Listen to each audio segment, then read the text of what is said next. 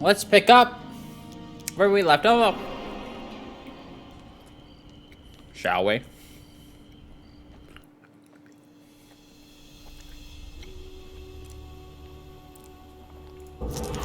I do not know what the usurper has done with my game. He will have improved it, I am sure, as I improved the game of my predecessor. All right. Everything is really loud.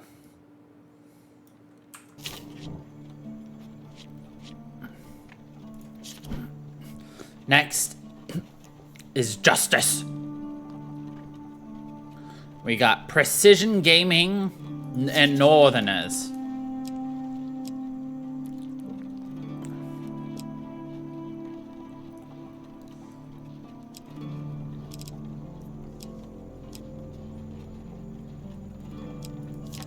We'll still deal with Colbjorn. Cheerful woodcutter. The Grimalkin. I, of course, would love to see a Grimalkin.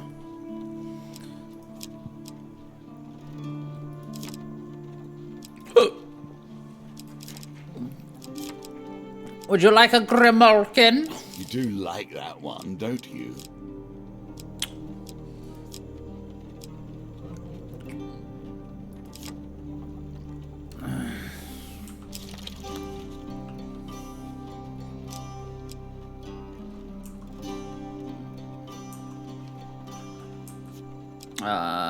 This is for corrupted. Don't care about corrupted.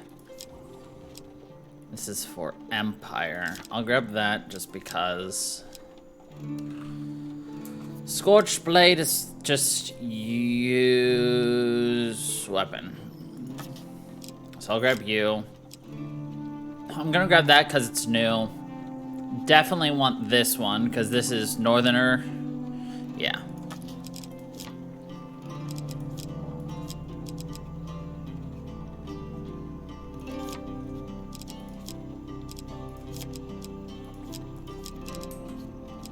This is just destroy the armor. Blech. Odysseus Charm, Frostbolt.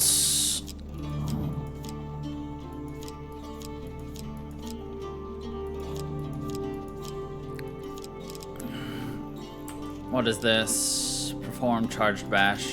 Sure.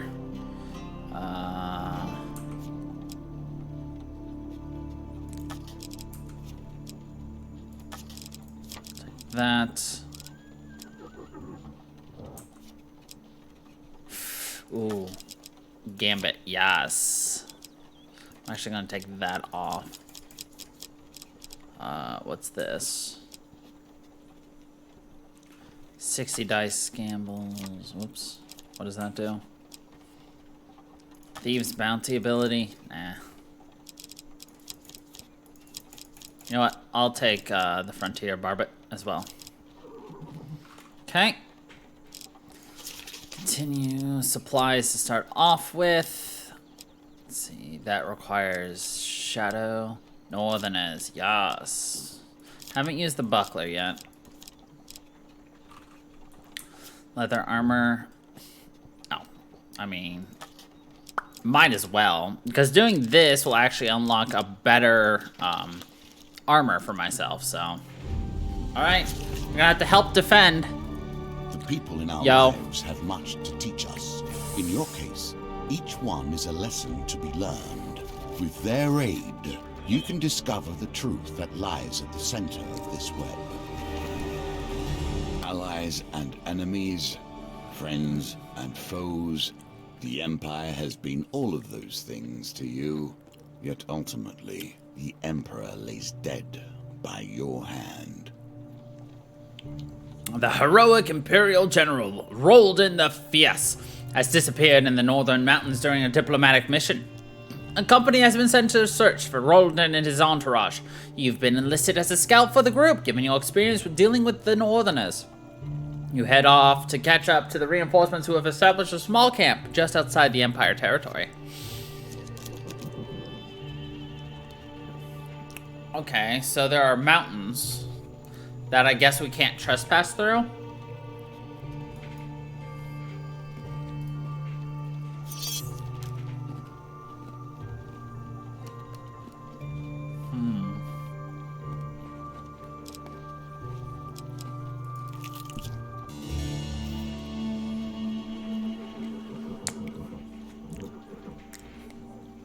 You're brought to the commander of the fort, Caelius Pompeius Trenco.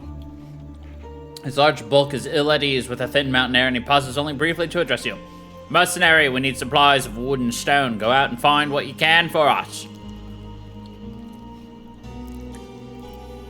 I'm not taking another step in these dreadful mountains until we've established a proper defense, the commander roars to his lieutenant as he hurries back to his tent.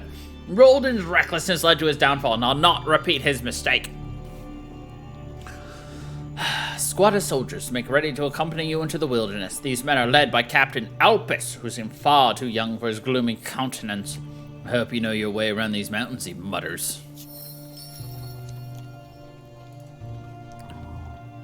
So we need wood, stone, and soldiers.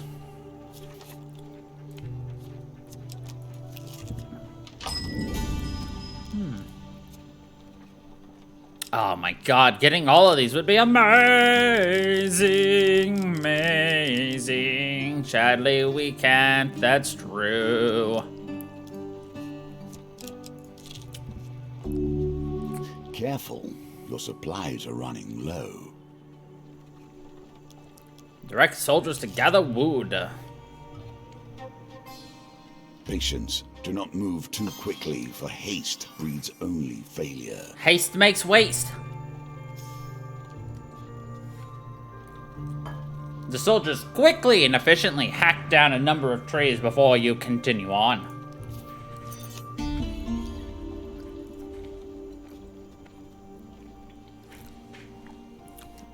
You pass a messenger on the road who gives warning of northerner raiding parties in the area.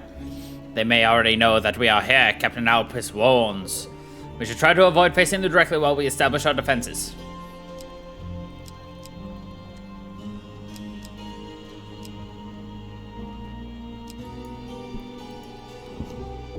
The study of wood is the study of steel, for without the ability to cut, our tools are nothing.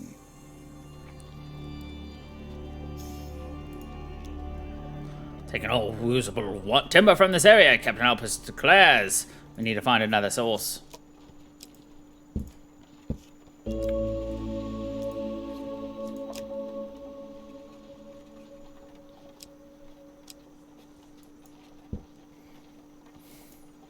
Oh, this is going to be unfortunate.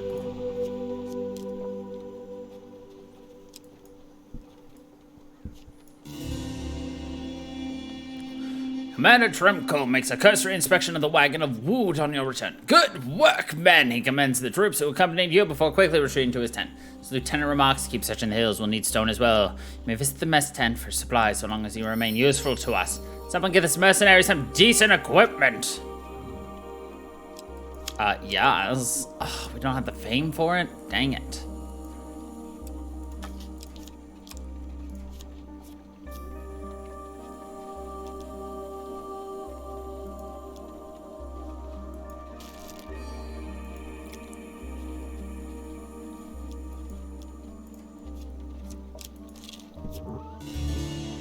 Here is your reward, at least in potential. The woodcutter greets you with a warm smile. Well, hello there. I don't see many people near these woods. Are you injured? You didn't try to go in there, did you? Turns gestures to the wood behind him, unwittingly swinging a pile of harvested lumber directly at your head.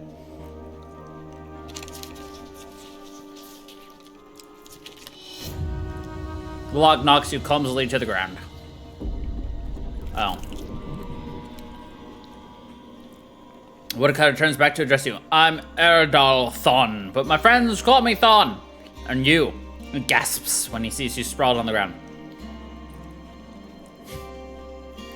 This is no place to slumber, my new friend. He laughs and extends a sturdy arm to help you to your feet. Oh, what's this woods? The woods of Mortifernum are a strange thing. Some people say they sprung up overnight, causing a farmer to lose his whole herd. It's hogwash, of course, but people don't go in there. What about the wood you carry? Thorn removes a log from his shoulder and shows it to you, running his enormous hands across the grain. You see, the lumber here is in high demand. I am told it makes the strongest, straightest spears and arrows, while craftsmen want it for carts, stables, and more. All I know is that people pay a pretty penny for what I bring back. How do you avoid the dangers of the woods? Ah, Thorn wags a large finger at you. You've already seen the dangers of the wood, have you? Seem like a kindly sort, so I shall share with you my secret. He gestures at a simple gold ring adorning his right hand. A mysterious trader gifted it to me when I offered a favorable rate on some furs. She thought it a worthless trinket, but she had never visited these woods. I wore it for years before I ever came here. All others are troubled by shadow beasts and plagues. I am not. Would you part with the ring?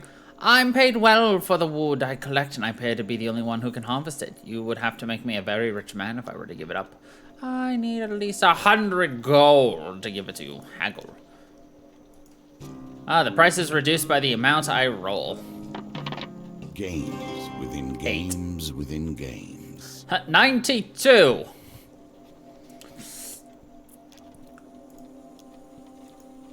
We could probably haggle it, like, all the way down to, like, nothing. But we'd have to keep getting better and better. Sets the tone for your challenge.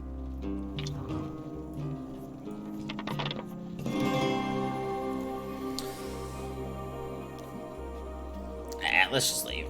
Safe travels, my friends. Purgatory.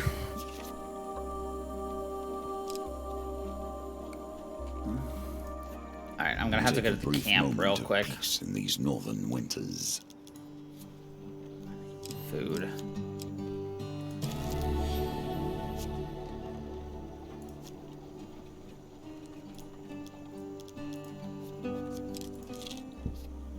We passed through the rivers and hoped to be washed clean, yet here we are. Wonderful.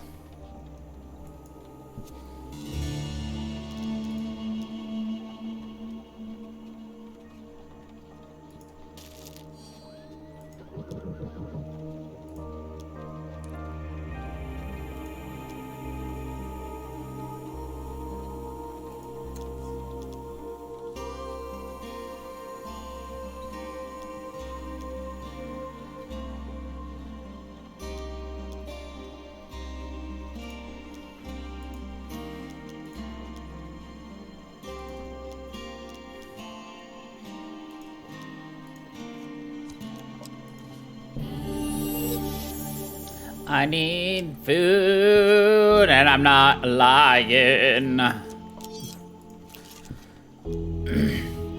The old maiden. Walking through a shady forest, you encounter a frail old maiden. She stops to greet you. For centuries, I have helped the mortals who find themselves lost in my forest. Oh, I need a potion of youth. Ugh.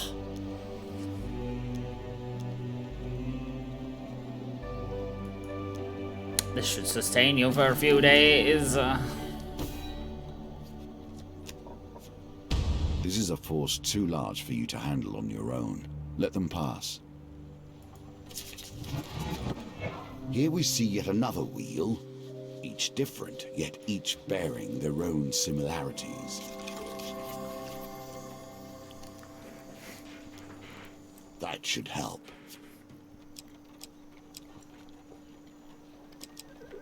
Problem is,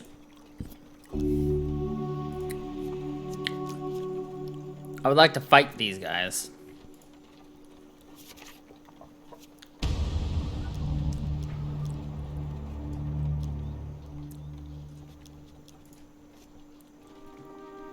But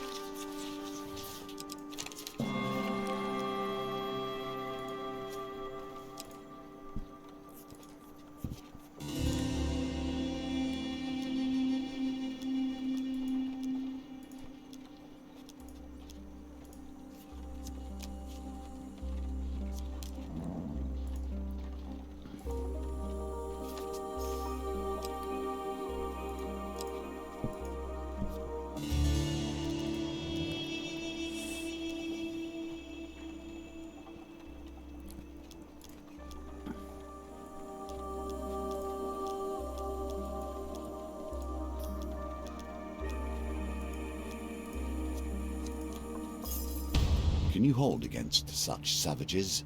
And for how long? 12 soldiers advance, eager for battle.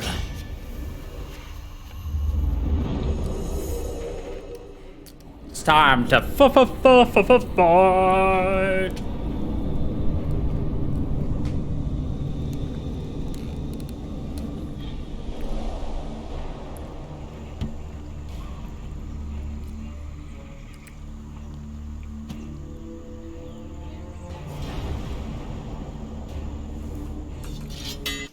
How do I play? Evade, run, block, break, defend.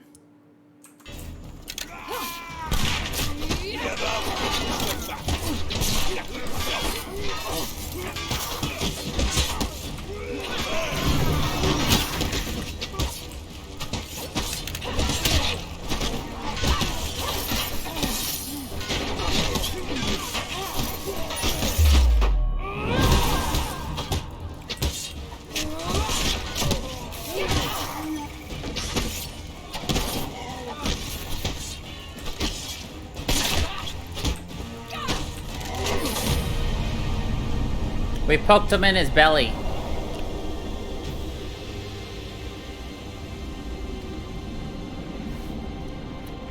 With the pointy end of the sword, that is.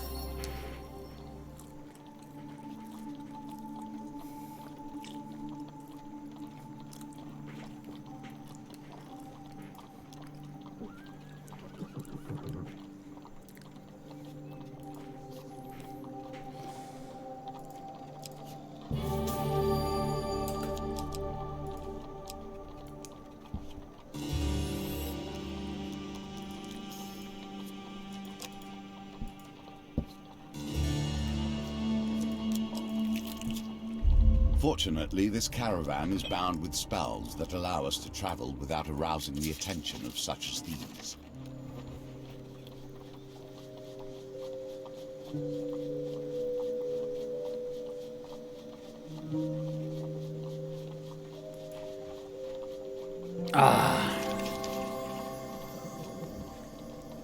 Not what we wanted.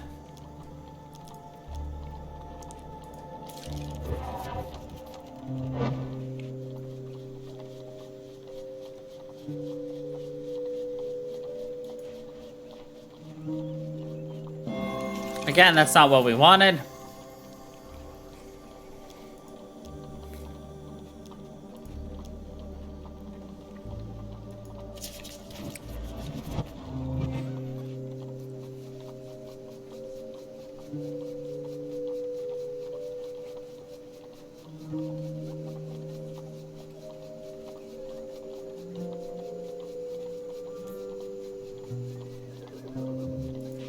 Ah, too far.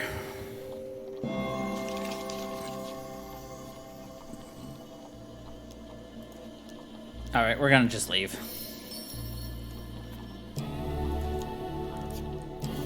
I wanted to keep trying, but...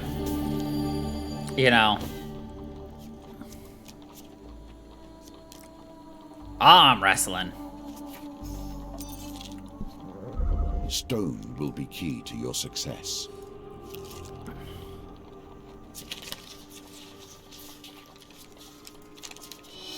No way. Fuck.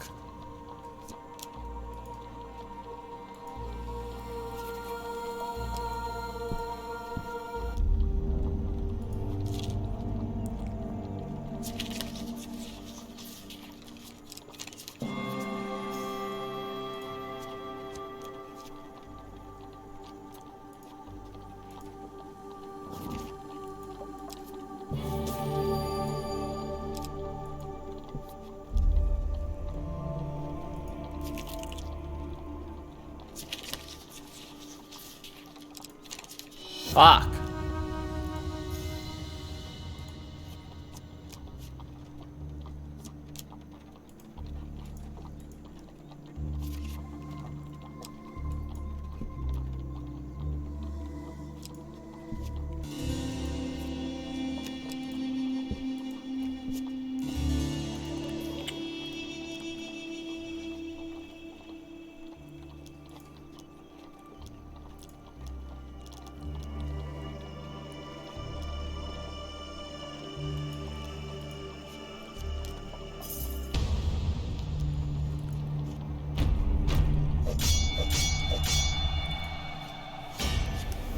Man, I feel like it's so hard to get like a perfect on this.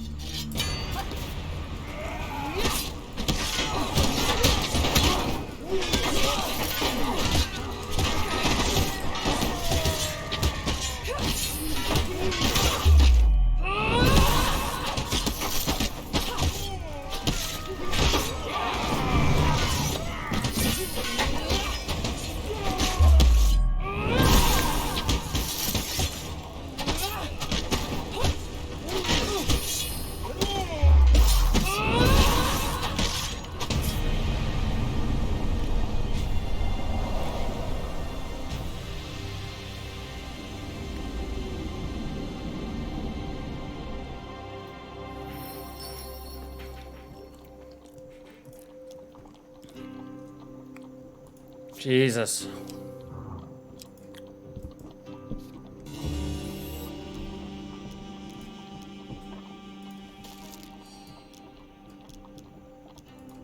Oh shit, I didn't mean to do that. I need to lead them on another gathering mission. Ah!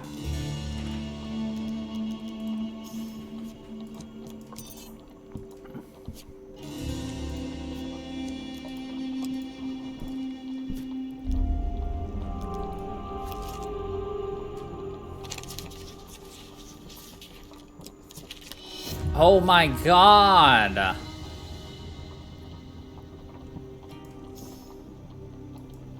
Well, we just killed several more soldiers. Great.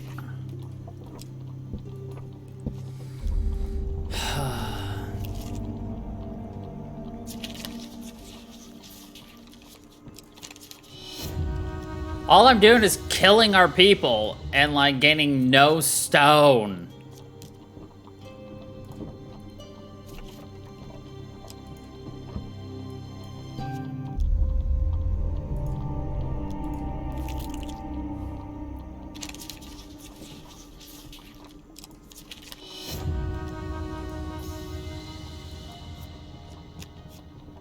Cool.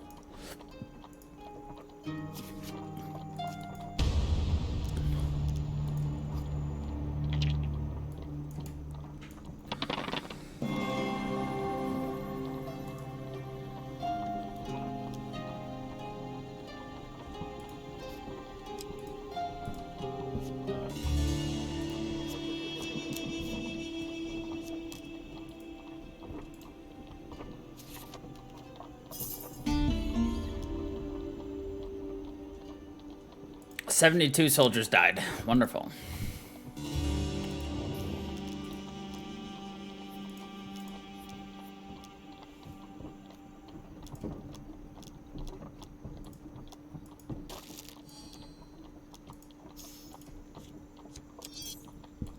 Whatever, we're just gonna leave now.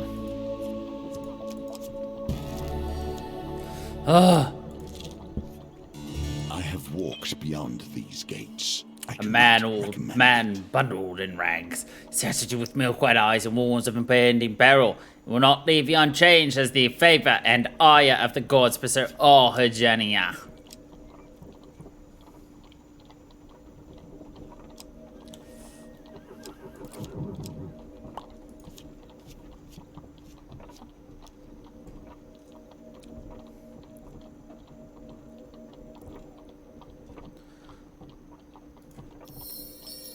You traverse the strange, surreal world.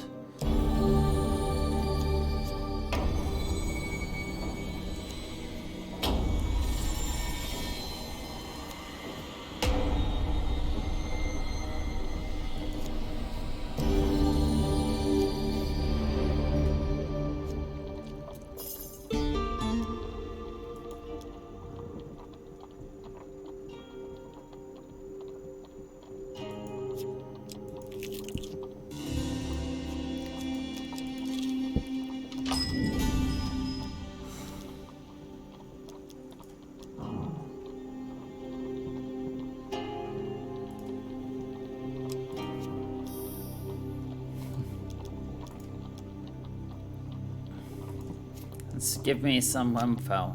Clan Crowfoot, perfect.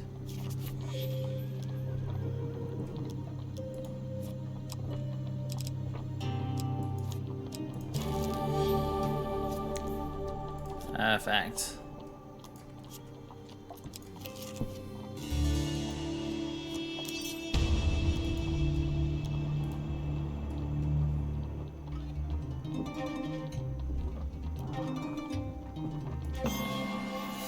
That was beautiful well. sounding, by the way. The Grimulkin. Getting oneself lost is often the beginning of wisdom. We cannot stay within the bounds of safety and hope to learn there. After hours wandering the forest, you finally admit to yourself that you are, in fact, lost.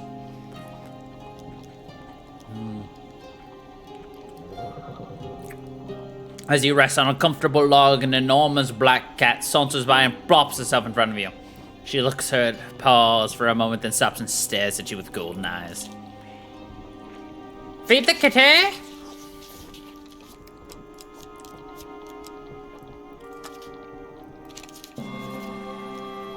A wondrous wanderer lost in my neck of the woods, she purrs. I'll show you the way. Nicely done.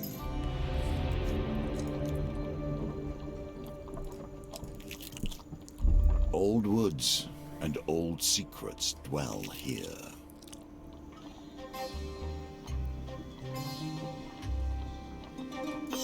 Now! Poorly done. You must harness your will and find the quiet stillness inside you.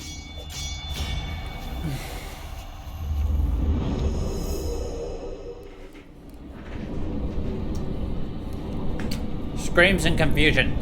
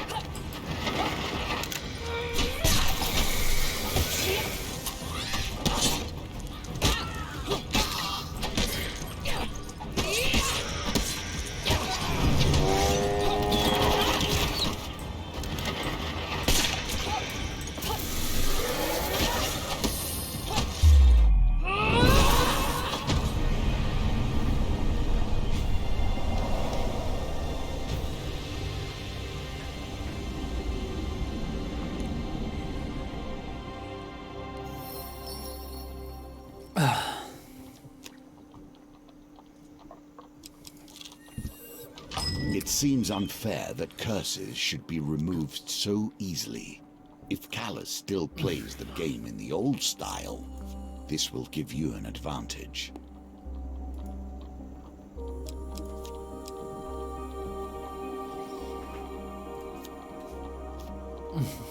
I have become more powerful.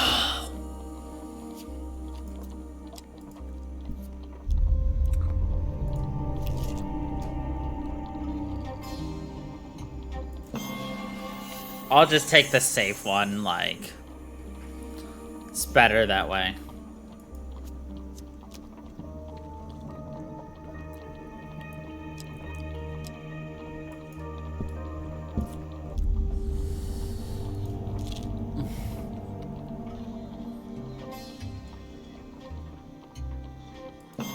Oh, so close. It was licking it. That will set you in good stead from here.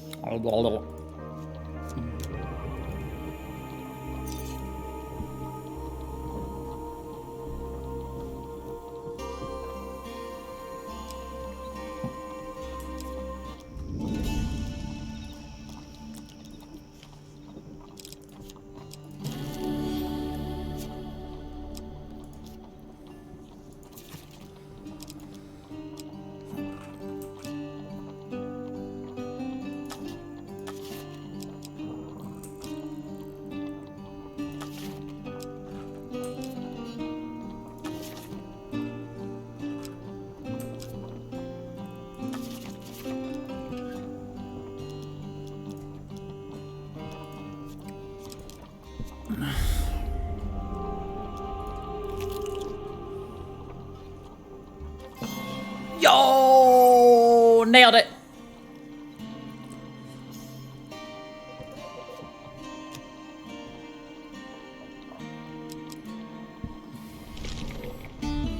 The damage will persist unless you can find a meal to Got a relieve bridge here. yourself.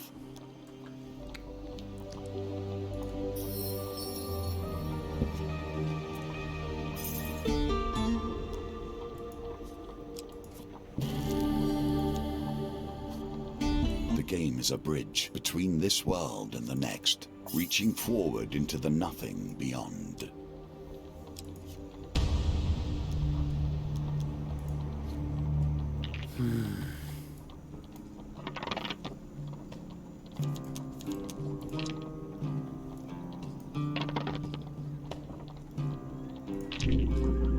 Watch me not even get a 3.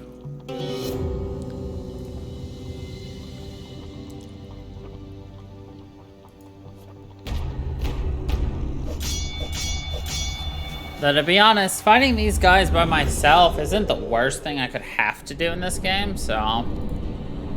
But we've got soldiers, unfortunately, which means I'm probably gonna lose some peeps, yo. Oh well.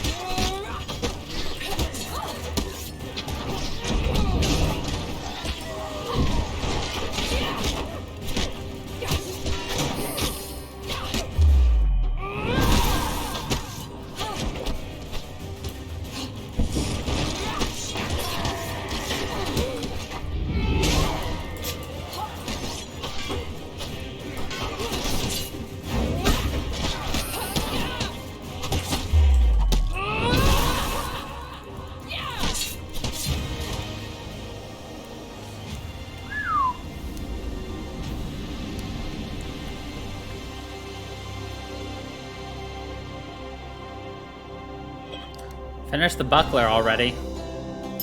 First time using it, and we already finished it.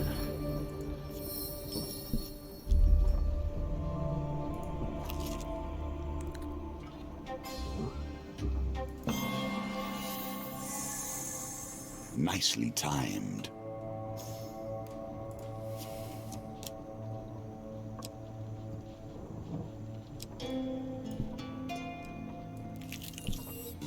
Our dreams vanish like mist when exposed to the light of day and reason.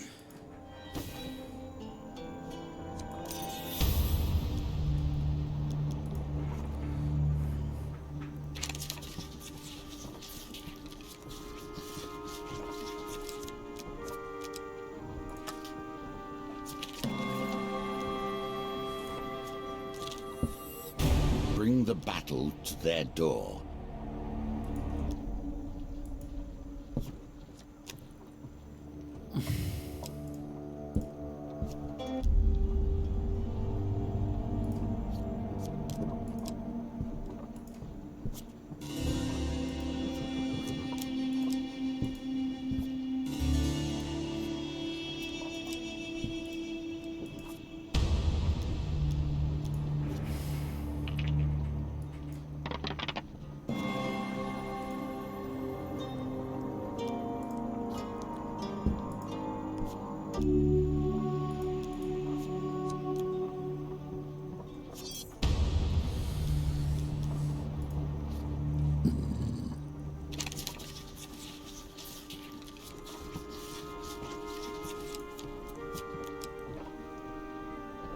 Eh.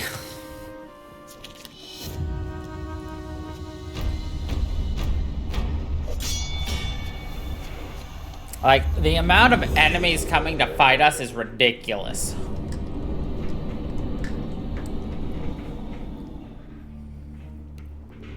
I remember why this was the last thing I did. This is quite literally as far as I've ever gotten in this game.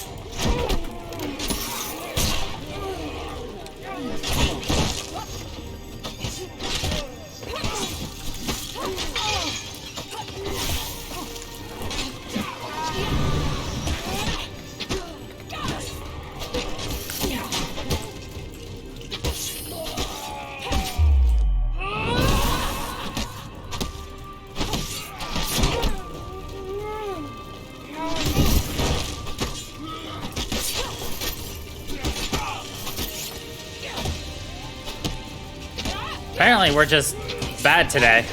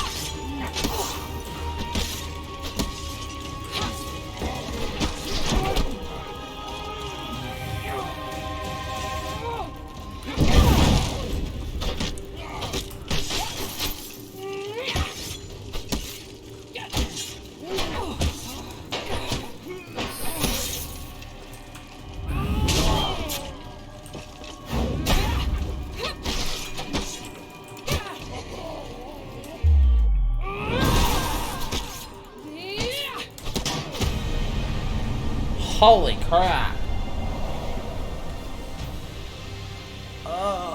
Why? It's because this one's a lot harder. Like, there's so, like, I have to be defending the base camp from invaders while also continuously going out to find more resources to build up our fort's defense.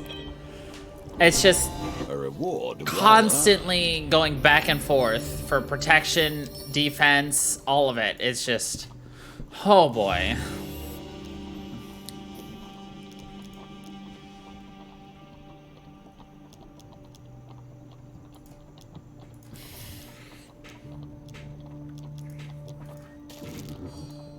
Oh.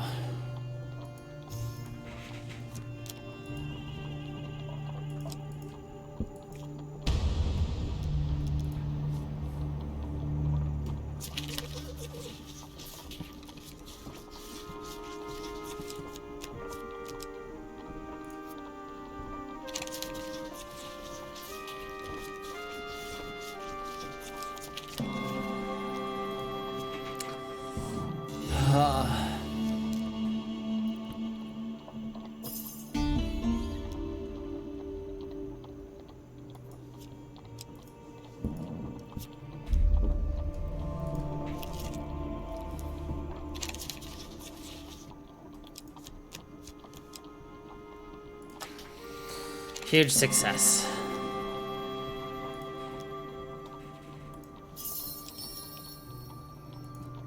We got a tunnel!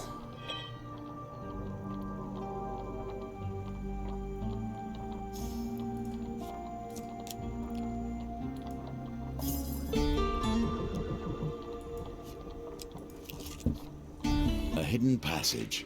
Perhaps you can make it harder for the Northerners to progress. We could fortify the entrance on this side, make the tunnel smaller, then even a small garrison could hold the pass. So, let's fortify it. Revenge. A motive I support wholeheartedly. The pitiful emptiness of Clan Eyebright becomes even more apparent when you walk through this bustling northerner village. Children run past, laughing, and you can smell the warmth of bubbling honey. Companion ignores all of this, his usual forlorn, blank expression replaced with fury. He soon finds what he's looking for, a warrior, larger than even hulking Kolbjorn, clad in armor of blue crystal.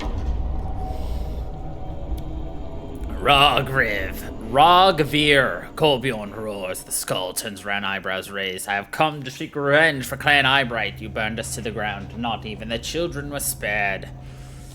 The few Crowfoot villagers cover their mouths in horror, but most look on, unsurprised by this revelation. The skull of Clan Crowfoot grimaces. Clan Eyebright stood against the orders of the High Priestess. Kolbjorn draws his weapons. We will not join in the bloodbath. The High Priestess wishes doom upon all our people. Rogvir drives his sword into the ground. Godless! The High Priestess has shown us the way, and it is true and good to cleanse the land of its crawling empire insects. What northerner are you if you have nothing to fight for other than your own sniveling life? The skull thunders. I remember you warm. When you were asked to lie on my sword to save your village, you hesitated. It was you who murdered your clan, not I. Kolbjorn throws one of his mighty swords at Rogvir. Quick as a whip, he dodges it and flings a bolus in return. The cords bind Kolbjorn's neck and arms, and he topples back into a waiting band of northerner warriors. You feel an explosion of pain at the base of your skull, and your world goes black. You rouse from your stupor, tied to a tree. The rope bites painfully into your wrists. With bleary eyes, you see Rogvir towering over you. Kolbjorn is being restrained by a good number of northerners nearby. Kolbjorn looks at you, pure fear in his eyes. The skull draws a throwing dagger from his belt, and with a flick of the wrist, sends it spinning through the air towards you. You tug at your bindings, but make no progress. Kolbjorn hesitates for a moment before closing his eyes and leaping into the path of the blade. The steel blade finds no resistance as it buries itself hilt deep in Kolbjorn's chest. Companion pain. Death. Your mighty companion slumps to his knees, blood bubbling from his mouth. He falls face first into the cold ground, and you know in that instant that Kolbjorn is dead. 1 against 12. And I'm sucking today! This is exactly what I wanted to see.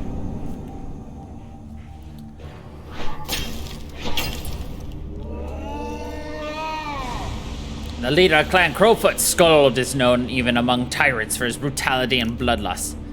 Tyrants favor regenerative ice armor that stops standard attacks. Great.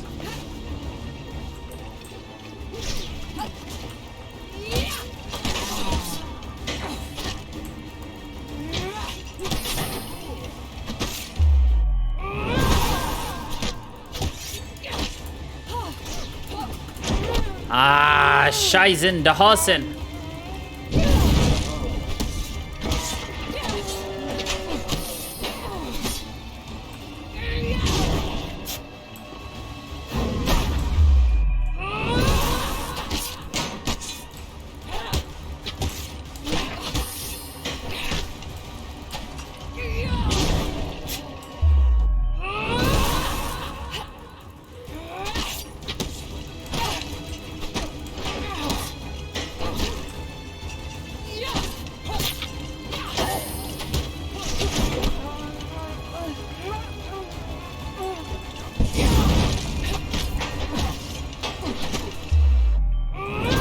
No, not him, stupid.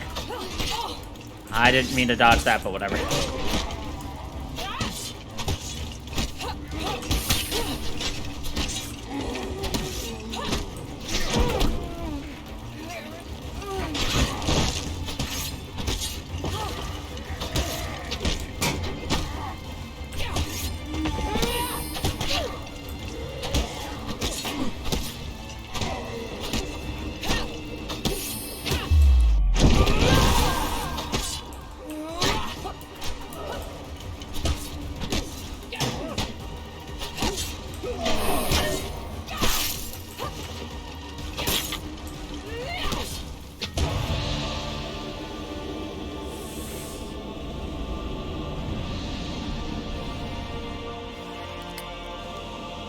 Before you land another blow, you notice the shaman of Eyebright Weld crouched in the hills above, shaking her head at you and pointing to Kolbjorn's dead body.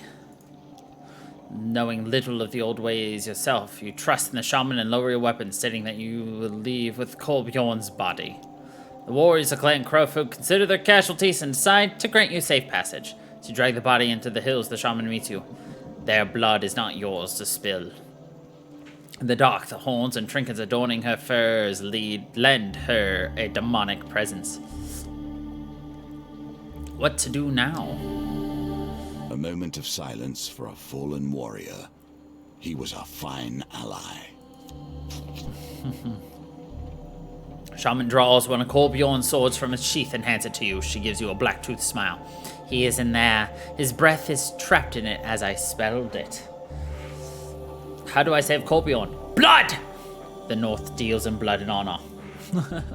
What do I do with the body? Leave the body. It is but a husk now, and it may appease what spirits are watching this night. Okay. You insist on burying the body first, despite the shaman's protest. How will the birds eat him? With a heavy heart, you reverently place the swords in your pack and bid the shaman farewell. You leave Kolbjorn ally is lost.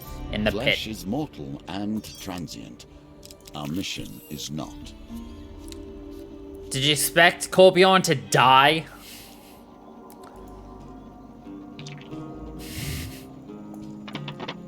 God, we need a perfect to get this. We lost regardless.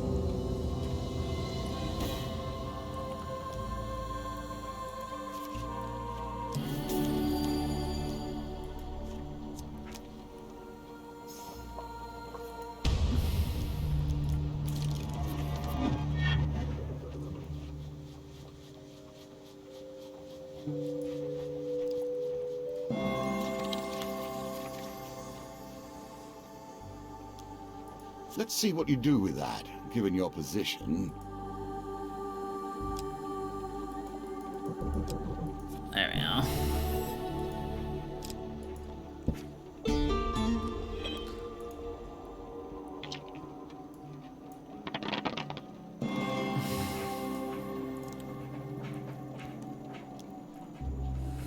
Oh, you spot something shiny on the ground. I love spotting shinies. They're shiny!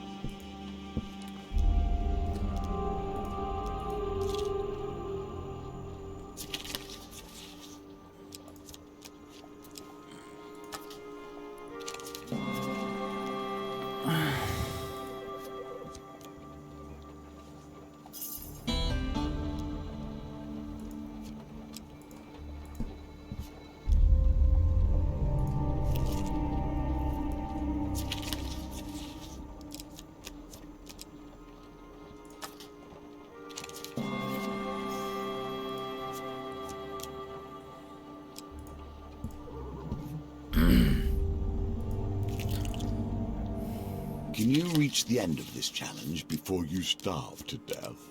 Time will tell.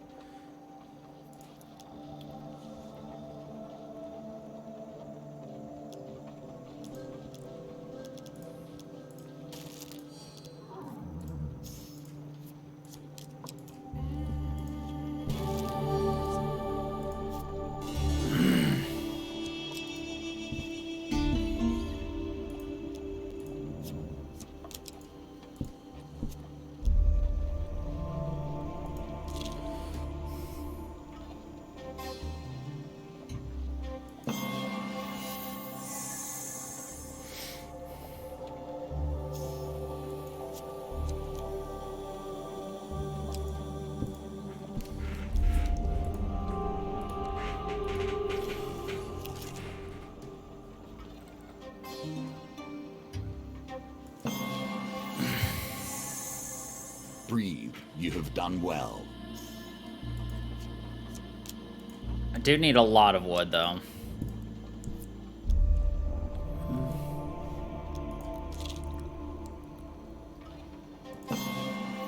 The pendulum swings like a scythe, bearing hope or failure.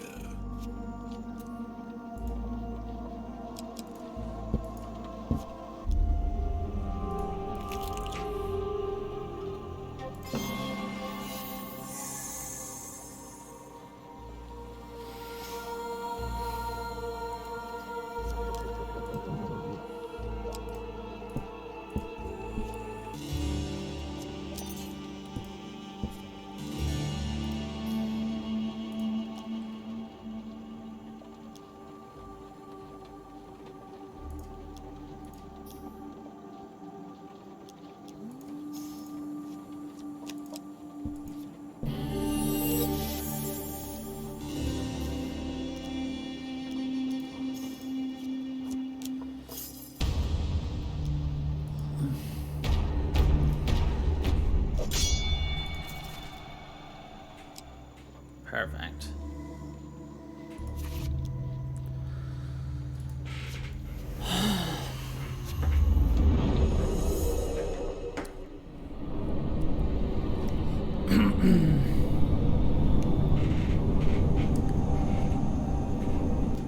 You know, this is the perfect one to get a Kolbjorn sword on, because we're gonna fight lots of invaders.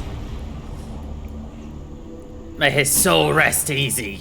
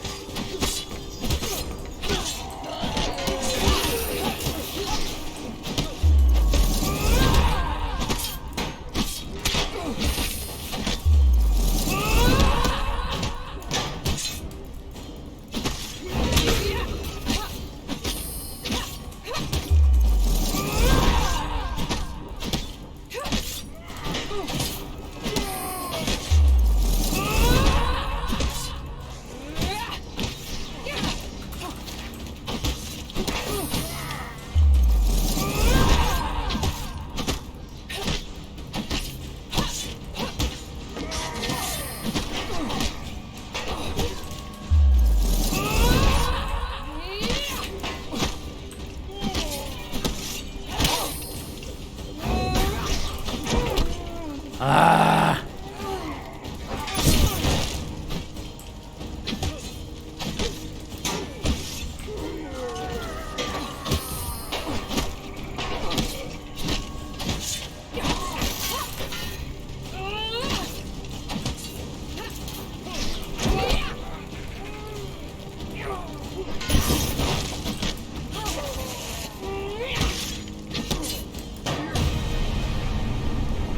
Jesus.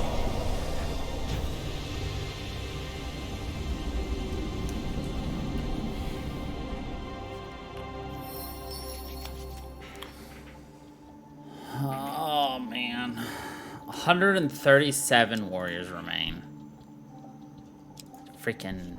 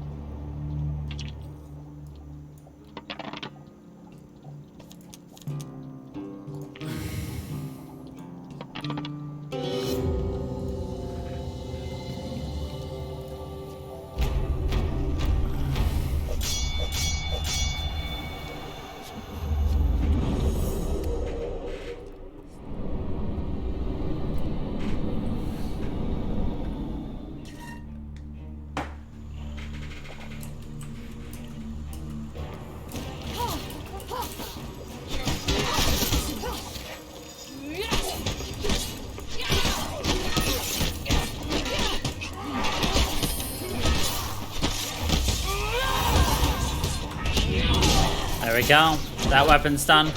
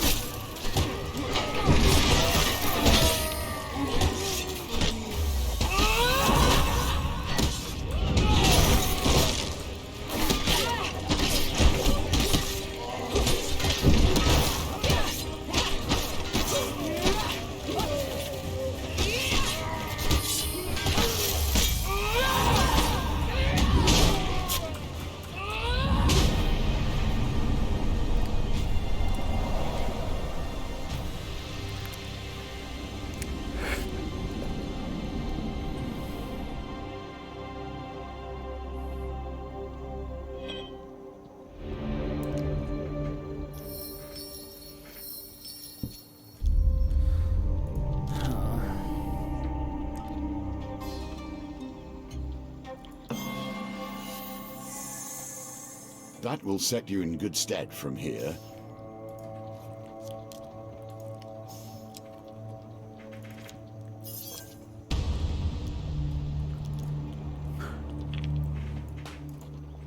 Wonderful.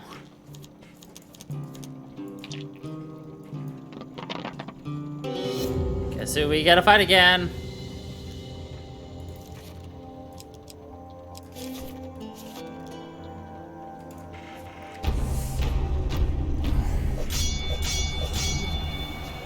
See why this one's a little difficult?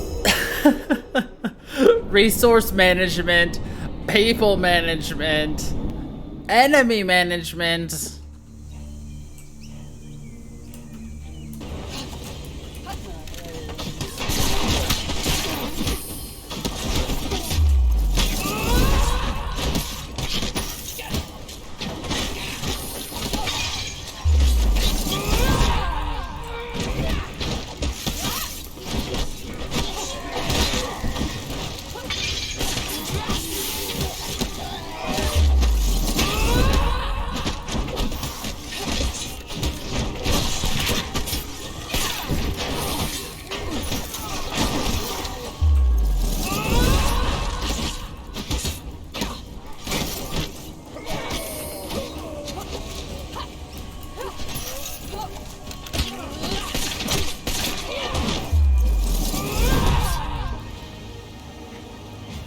I tried to kill people before they got hit, but I did not go fast enough.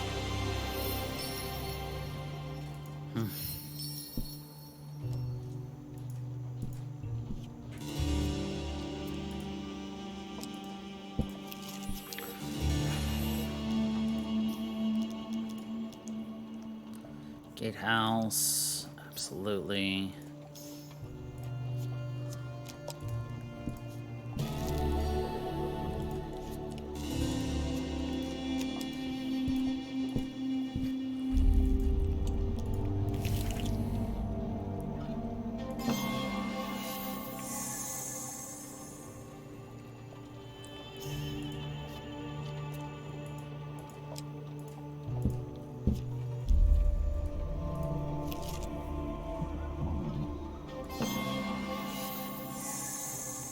Nicely timed.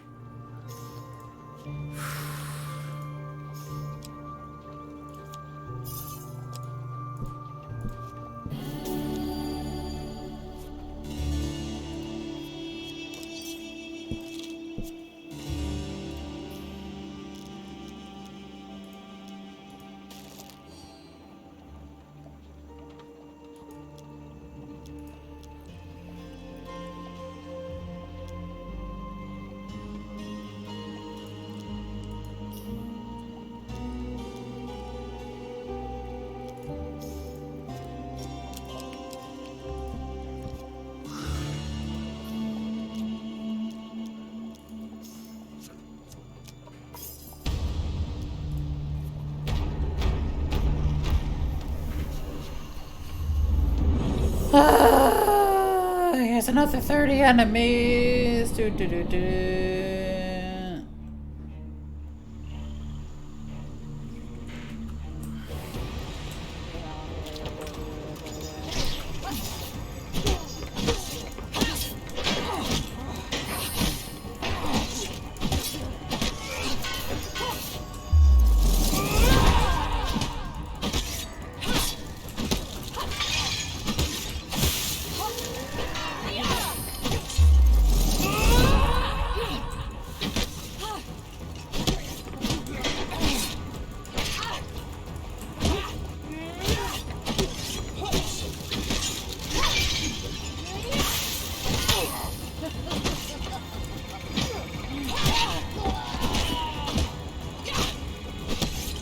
I guess I'm fighting them by myself?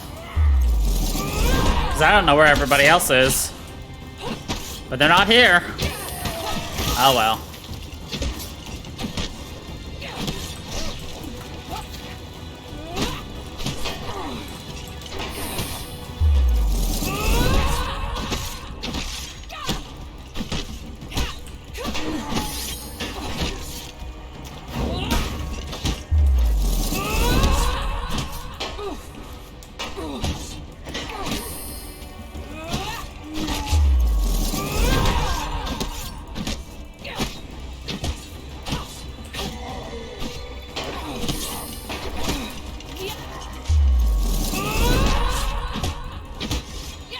I like how they all come to see me on my own terms.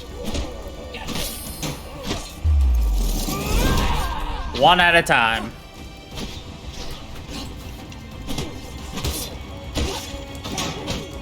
Don't you think it would be kind of cool to learn how to use Ebola? How to use Ebola. There we go. Not how to use Ebola. No? Okay.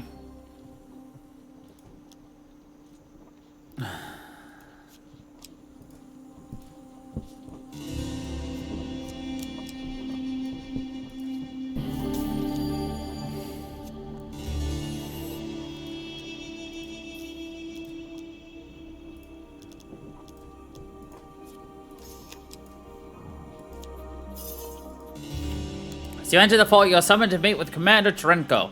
Find him standing over a disheveled Imperial soldier. It was a trap, the soldier stammers. We were lured to the village with promises of peace, but their warriors, thousands of them, had snuck behind us. We didn't stand a chance.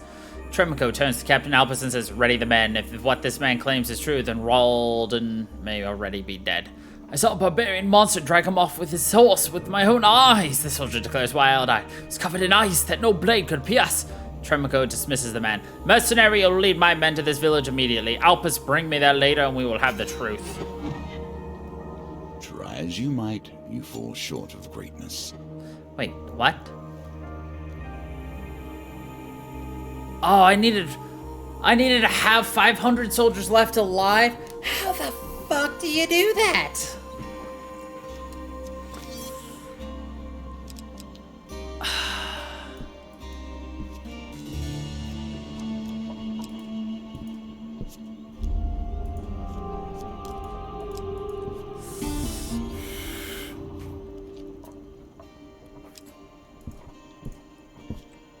Justice seems such a fleeting concept. Lost among the sea winds.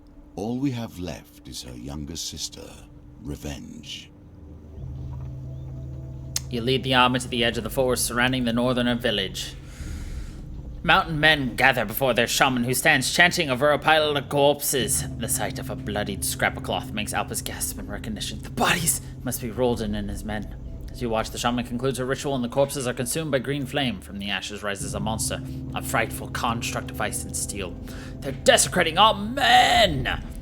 One of our soldiers cries out. The North men below turn to regard the tree line with suspicion. Having lost the element of surprise, Albus gives the command to attack.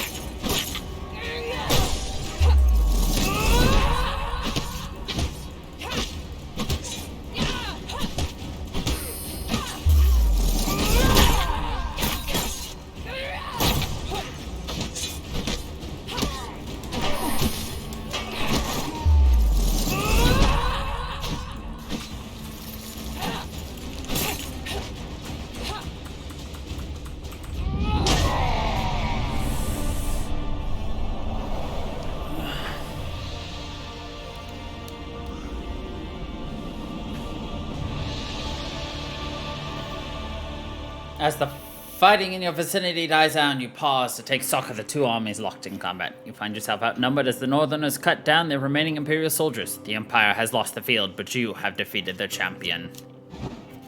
So that's why you only got half of this. You've built your towers right into the heart of northern territories and held them against great forces. Coward's Bane, Carriage of the Departed, Spyglass, Illicit Trade, Raider Prevention. We got a Worker's Hammer. And we got a lot of other shit. We got the Field of Fey for amusing a giant kitty. For using my buckler, we get that Tacticianer's Buckler. We got a Fine Sword.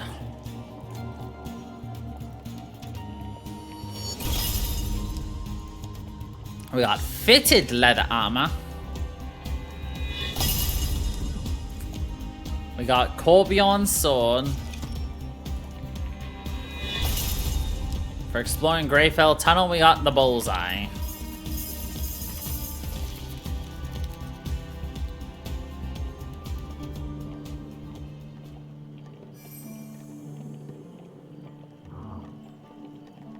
Alright, let's go on to the Hangman. I have devoted my life to this game, yet even now it grows stale for me. I wish I did not know what I know now. I wish that I could indulge in the simple innocence of the common folk.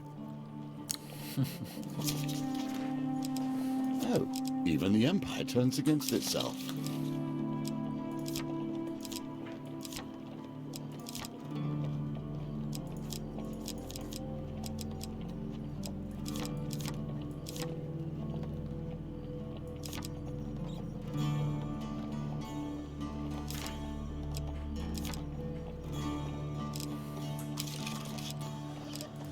I want Corbion's Swords. Sure, we'll take that. Take that.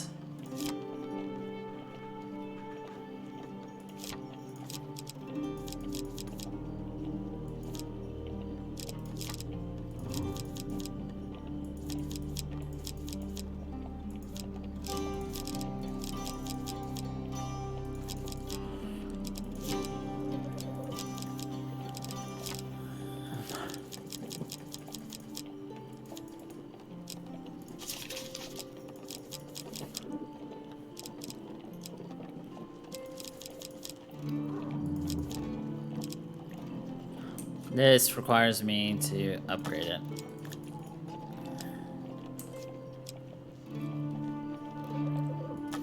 Nah.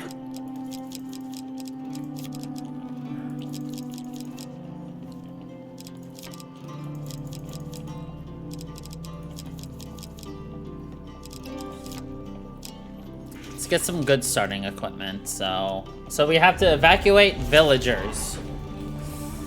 It is so tempting, is it not, to divide the world into a good and evil. If the Empire is a bastion of civilization, the North must be filled with barbarians. Or perhaps it is the other way around. Perhaps the noble Northerners have a true connection to the land, and the Empire is lost. The northern tribes have gathered and are preparing to invade the Empire, Estrella exclaims as they burst into the cavern. The main force of the Imperial Army is widely known to be away in the southeast, seeking to bring new countries under the heel of the Empire. There are dozens of smaller villages all throughout this region. They are protected by Empire force that sit on all the major trade routes, but those won't be able to hold out for long without reinforcements. That's to assume that the Empire won't respond in time. Hundreds of innocent people are in great danger. The Empire is run by a corrupt, bloodthirsty lunatic, Estrella declares, but his people don't deserve this fate. We have to warn them. I know of several local villages, but there are many more that I have never visited. We can only lose 5 villages. Life goes on in these small towns. Let's visit the village. Ceases. The town is quiet as you walk the paths, with mothers hushing their children and dragging them inside. A pair of watchful farmers stop talking as you approach and give a brief greeting. We don't have many strangers visit our village, one of the pair says plainly. but you may speak with our elder if you wish. You are led to a small hut on the outskirts of the village. Inside, a disheveled old man with a single wild eye sits cross-legged on the floor, humming a strange tune to himself. The mystic peers at you with a single wild eye as you tell of the terror about to overrun them. The gods will show us their will, the old man yells, leaping up and pointing at a bird in a nearby tree. The raven flies north or south, and the village should flee, east or west, and we must remain. With a wild cry, the old man throws a stone at the bird. Ah! Back to the bones. I hope you have learned to be their master. Oh my god, we barely got that. The Ravenfly's house. It is time to leave. The gods have spoken.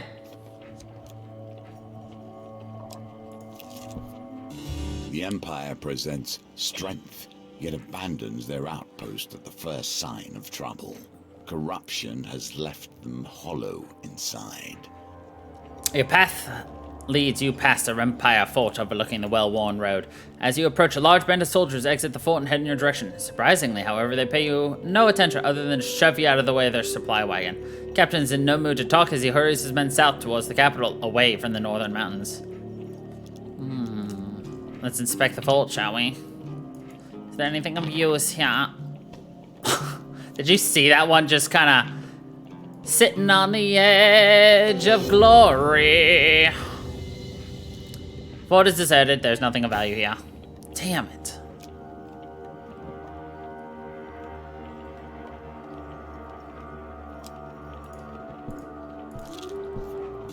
In my youth, I used to climb.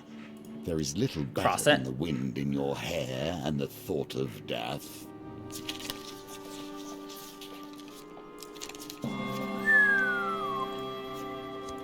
The bridge holds.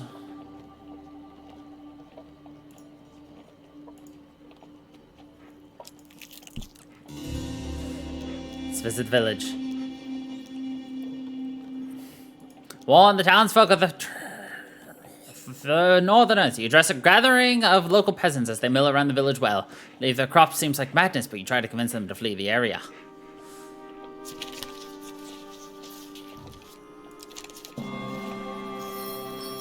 Haha, we've saved another village! Hazam!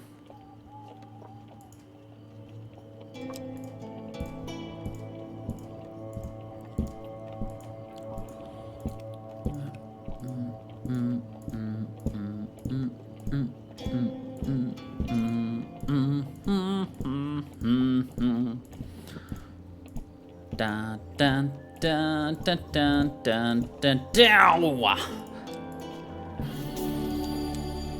La di da di da da.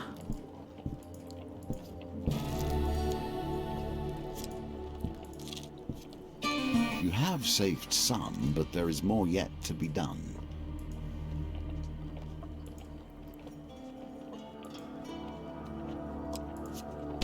Now you will clash, and we will see who survives. Obviously, we will survive. Because I'm a survivor. I'm gonna make ya. I'm a survivor. We will work harder.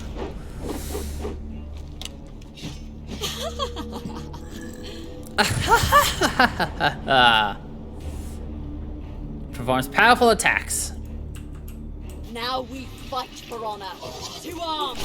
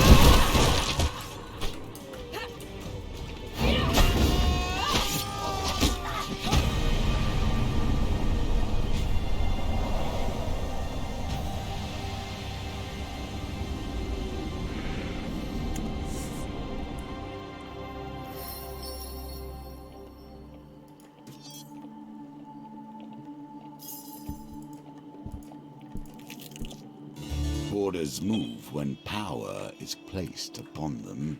Can you hold that power back, or will it fall with you? A peasant approaches you and says, "Great warrior! Our village has become a regular target for the northern raiders. They've set up camp near our village. There's no need to kill them all. If you incite enough fear, they will leave us alone. We have little to offer, but I'm sure we can find something to give you for your troubles." A captain fighting on your side. Sure. Interesting. No need to kill them all, but again, if you happen to, no one's gonna be upsetty spaghetti. Except for we don't know what spaghetti is.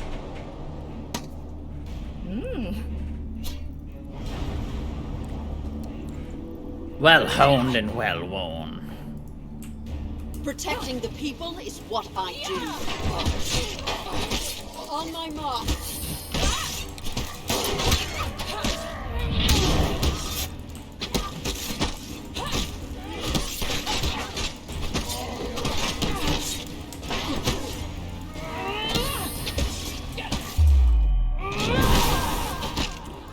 You know, they say defeat many. How many is many?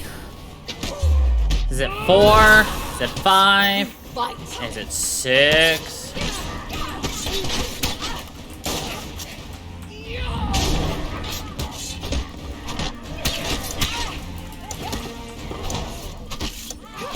All but one. Well, we killed all but one.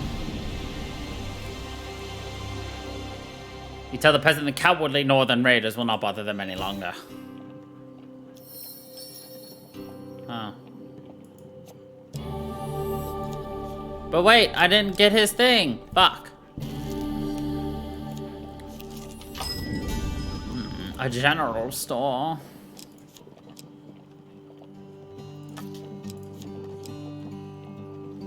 "12 mages. 20 people with that? Think about what has been lost simply to grant you comfort.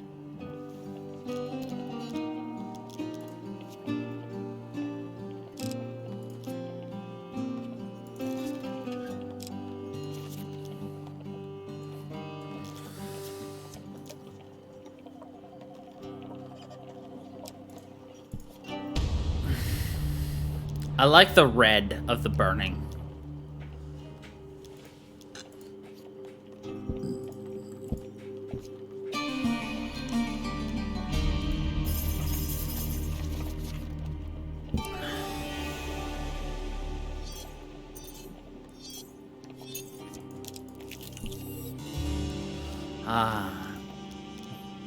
There's a festival being held in the village. The morale of the people is high as they dance and sing and compete in games of skill. Wow. Compete in axe throwing. You are handed a small axe and directed to throw it at a wooden circular target. You miss and instead strike a small child. The beloved town... poor boy. Everybody loves him. We got a prize! Yeah! Tell tales of our adventure.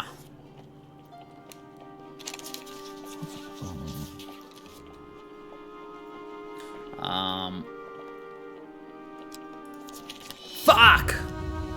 Stumble in your narration, leaving out key events and contradicting yourself. Thought you said you killed that Malacalypse guy, so why was he helping you kill the ogre? No, the ogre's name was Malacalypse. I lost the fame. Whoops. You weren't so worried about the barbarians when you got here. Well. Fine.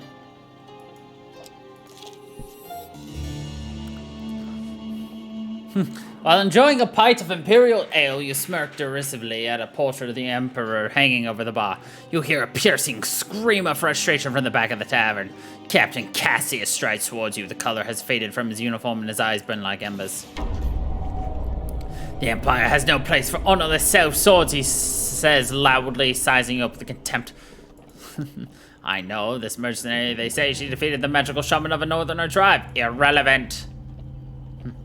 Alright, let's fight, Cassius, for the umpteenth time.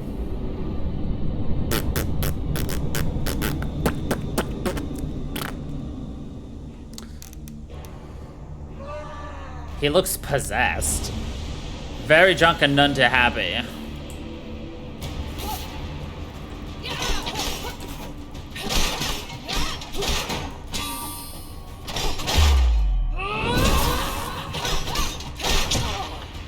My face!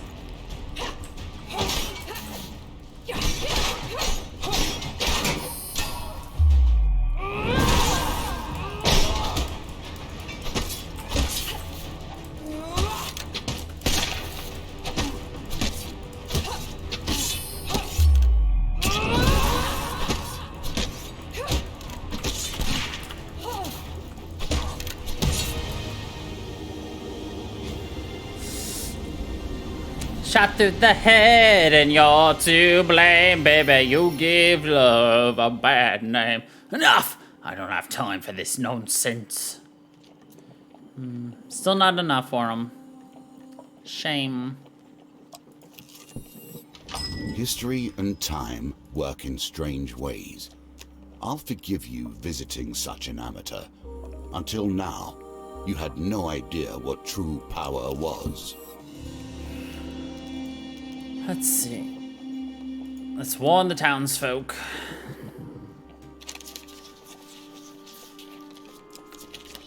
Fuck.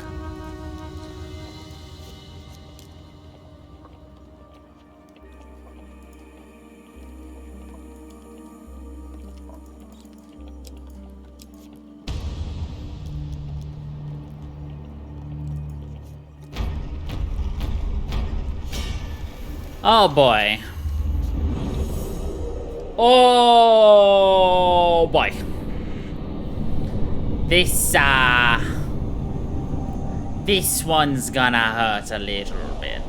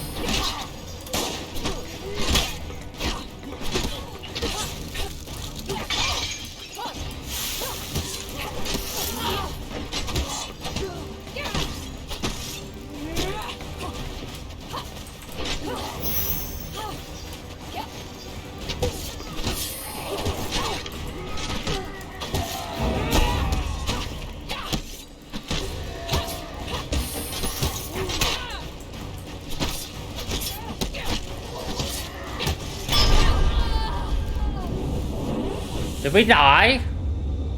I think we died. Oops, we died. Oh. Bobby. Now death comes to you. This story ends here.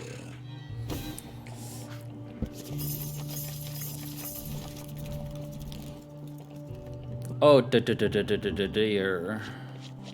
Oh, dear.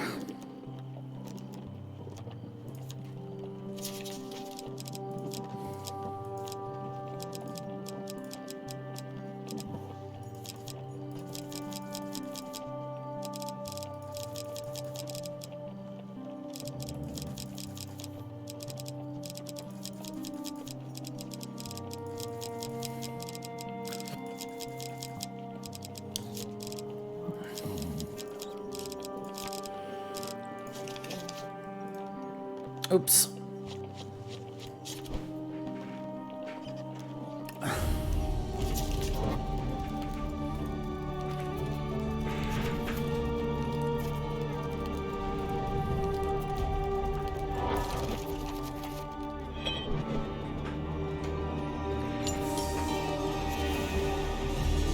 Darkness haunts us everywhere, does it not?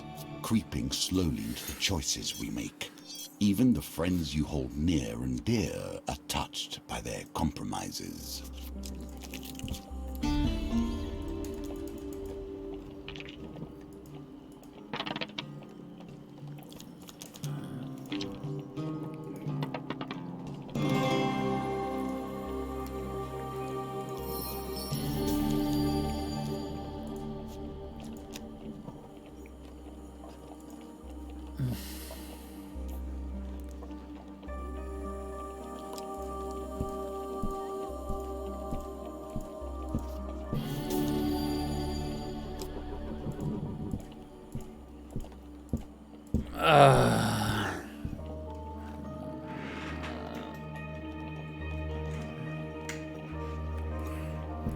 Two, three.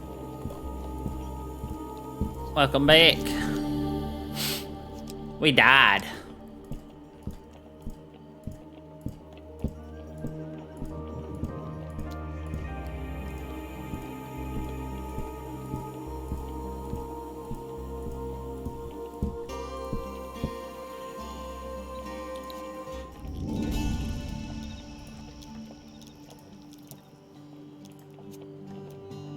That's exactly what I was hoping for.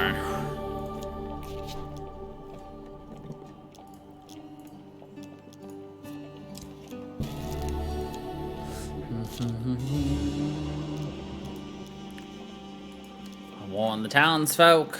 50-50 shot. Failed.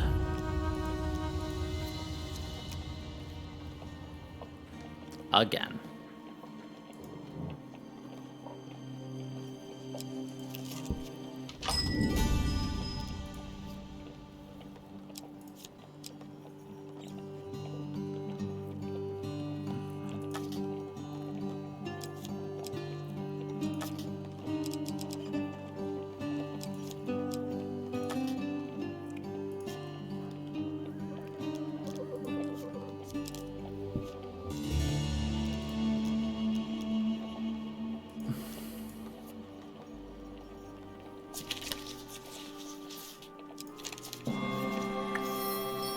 Okay. The village is on.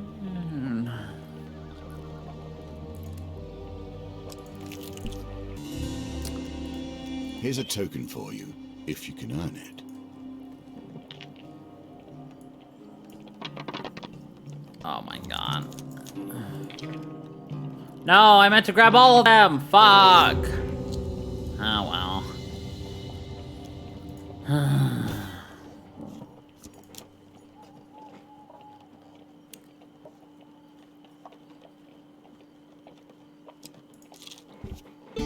The ceremonies of death are often all that is left to the living, especially in times of war and chaos.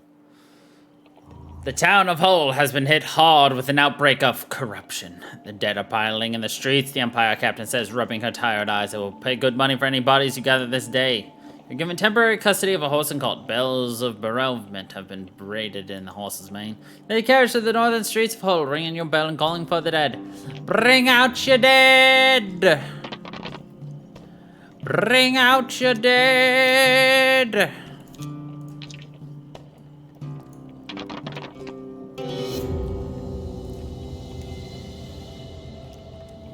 We collected 12 deceased. Bring out your dead!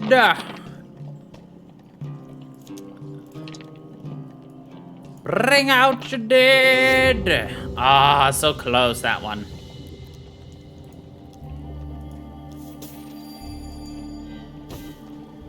Brought out the dead!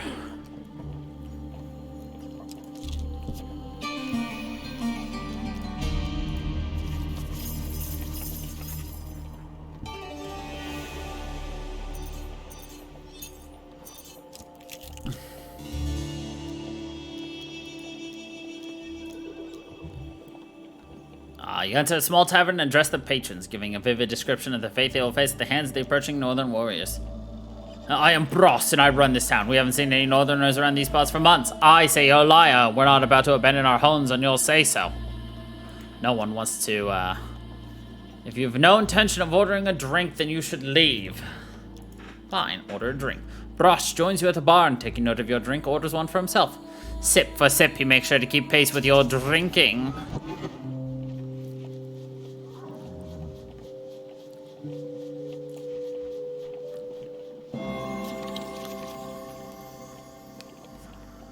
Brosh watches you finish a bowl of Deleuzian brandy, then finishes one himself. He glares at you defiantly.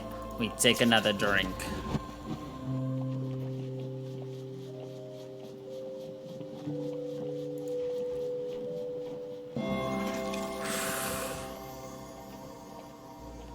Ross watches you finish a flagon of Assassin's Ambrosia, then finishes one himself. Take another one. And another one. And another one.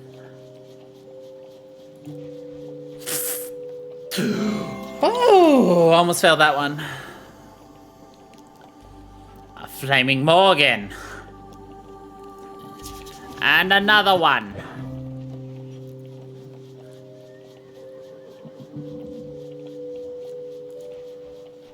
No, we failed. Dang it. Pass out halfway through a chalice of corrupted ale.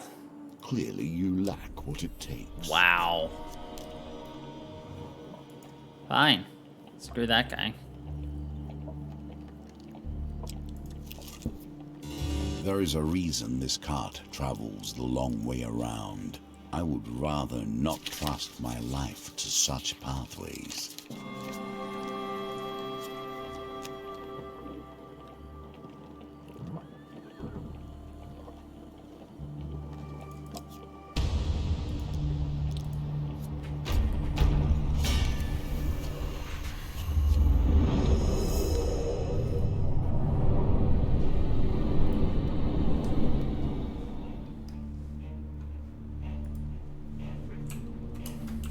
Quickly, while we have the upper ground.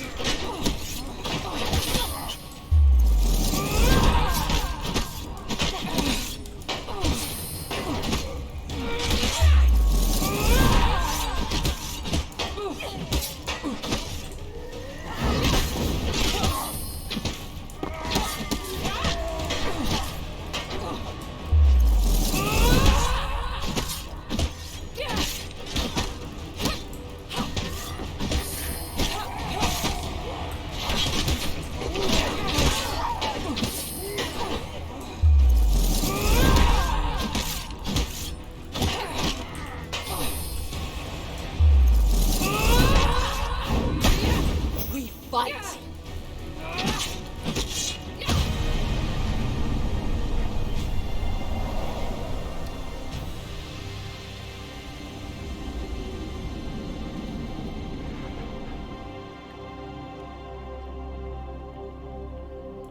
Colbion's sword. Well done.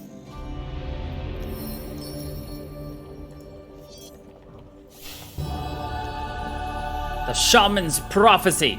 Drenched in northerner blood, Colbion's sword grows warm in your hands. The red-hot blades begin to smolder. The heat becomes unbearable. You release the grip to avoid permanent injury. The twin blades hit the ground like a clap of thunder. When the smoke clears, your companion, Colbion the Wanderer, lies before you. Estrella draws her pistol and trains it on Colbion warily. The reborn northerner lays on his back looking at the sky. Where am I? You were dead. His eyes, everything was white. For so long, painful, I couldn't move. What happens now? It was not so difficult in the end. I died to save you, and that is why the ancestors spared me. Colbion looks different, bigger somehow, calmer. He gets to his feet, and you hand him his swords. The blades continue to smolder, ready to burst into flames at any moment. He tests the weight of them in his hands and nods. I am ready now. Rugvir will die as I have died, and my sons have died. Then we shall be avenged.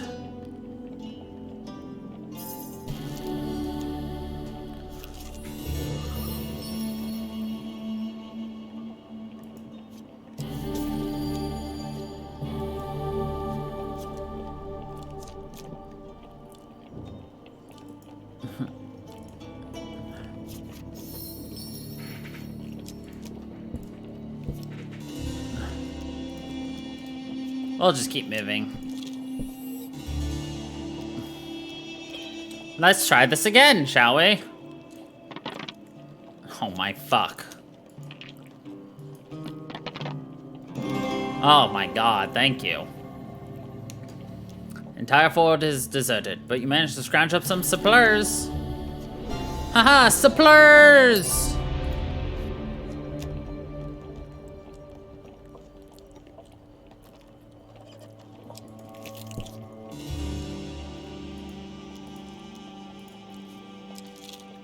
A leader must be strong for their people, or For- they have failed. Forsaken! Weeps the mayor as he packs his sizable collection of handkerchiefs into a large trunk. When they gave me this backwater town, I thought I'd be a king. Now look at me, not even a fair warning. Estrella chastised the flustered old mayor. You're supposed to lead these people. Will you not stand for them against the Empire? A flicker of recognition crosses the mayor's face. Oh, the peasants will have to leave their entire livelihoods behind. Then he returns to packing, attempting to squash some golden buckles into the near-bursting travel case. Estrella sighs and leaves Far Waters Mayor to make his shameful getaway in peace. This was my home, you know. She draws her pistol and begins to polish it absent-mindedly. She explains that Imperial Legion intends to use the town as a stronghold in their war against the North. Estrella was assigned to break the news to the mayor and the townspeople, that they must pack what they can and leave. Leave the Empire means to punish me for defying orders during the corruption outbreak in the Old City. I'll surely be trialed for treason if I do not comply this time. We come to the villages. Estrella's lips narrow. The city is already crowded in the battlements with people. Many of the Old City refugees had to leave and seek shelter elsewhere, and that is by the capital. There's little nearby but forest and northern territory. I can't imagine where these people will go. Do you have family here? No, they are all dead, Estrella says matter-of-factly, from war mostly, such as the risk of having a family of soldiers, although I believe I have a distant aunt married to some minor lord across the sea. What happened in the Old City? You were there. Estrella gives you a worried look. We were locked in the Old City with hordes of corrupted. Many people died, remember? Oh yeah, that one. Estrella paces back and forth, the gold empire pins of high office glinting on her belt. Perhaps it is not so bad. It is the nature of war, I suppose. The mayor is useless here, of course, but I know of someone who could help the peasants. The familiar confidence returned to her face. She sheaths her pistol and stands. Come, we're going to visit the Peasant Seems King. The leadership falls to you and to yours.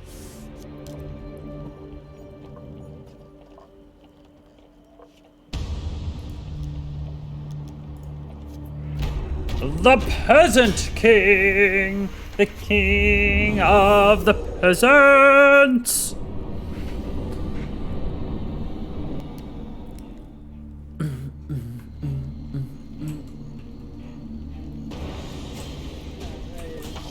On my mark.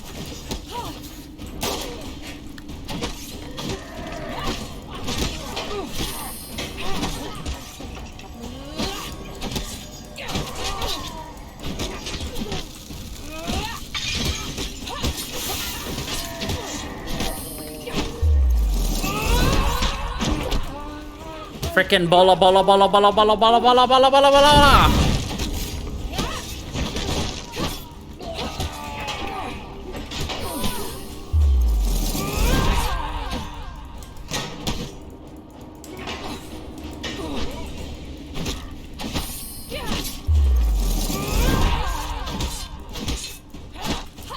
Battle.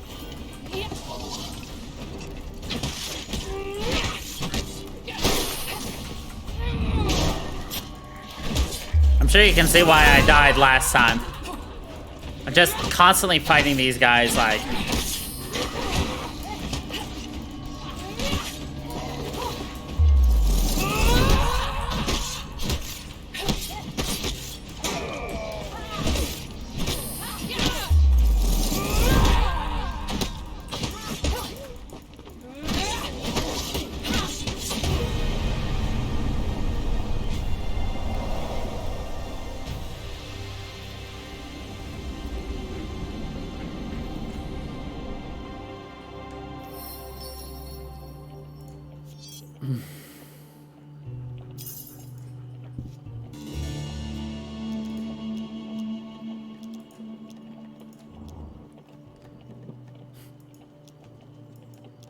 Fine, we'll leave.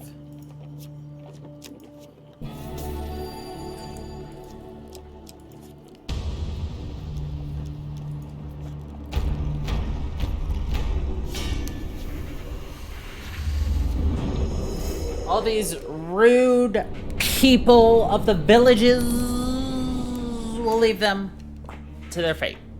Oh, my back, yo.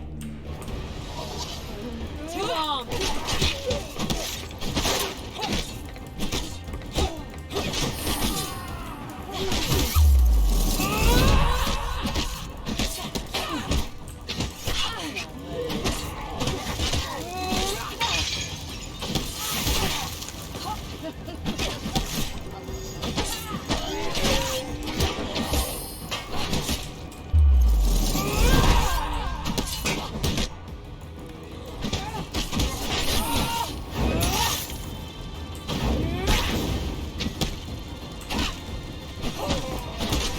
We fight.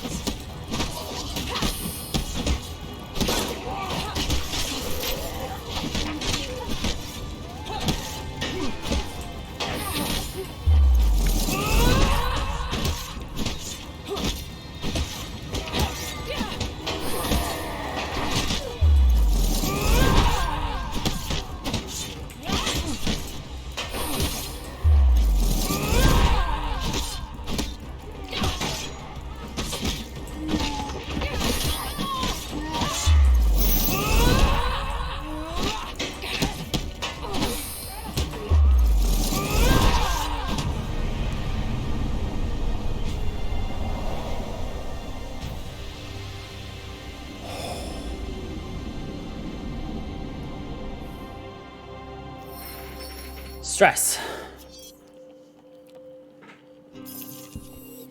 Take what you can and move on. Much remains to be done for you and I.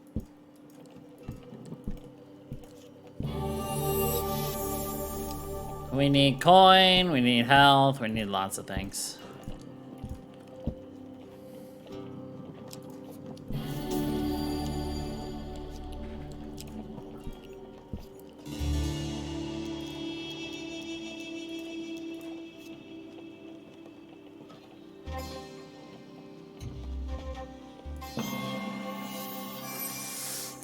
Breathe, you have done well. The ring has been a symbol of faith since its earliest days.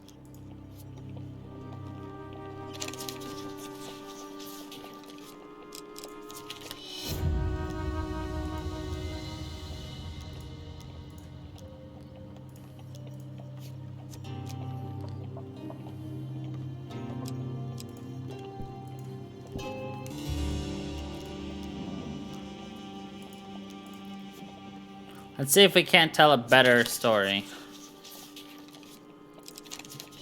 We're terrible at telling stories, apparently. But I was literally sitting here waiting for the horde to show up. Because this is the easiest way to save the villages if you suck at, you know, this random-ass randomness.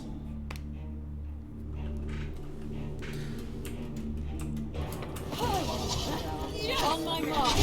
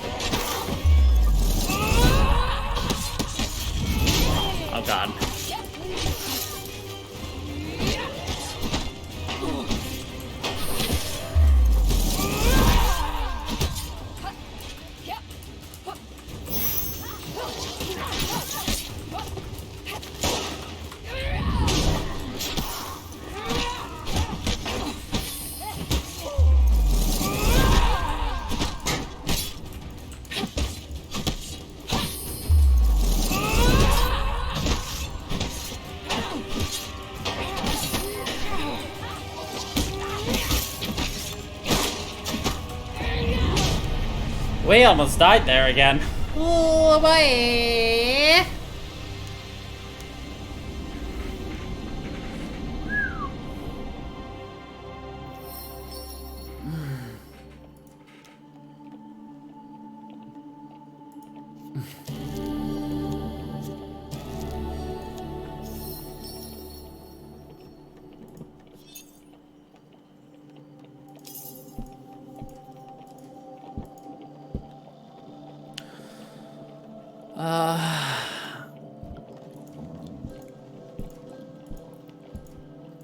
Health would probably be the best at this point.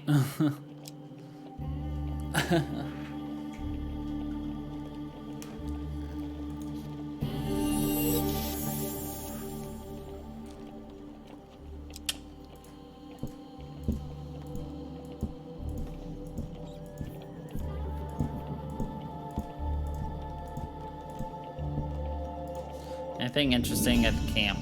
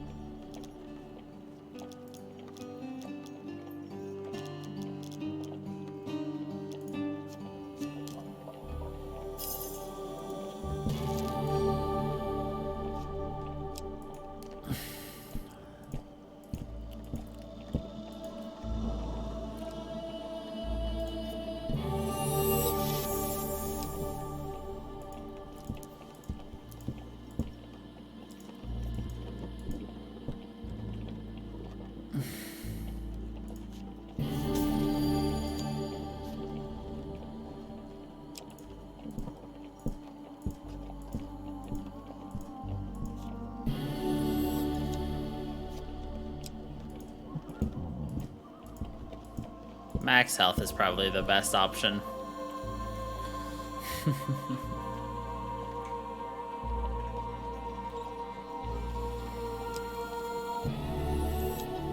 Darn, 50-50.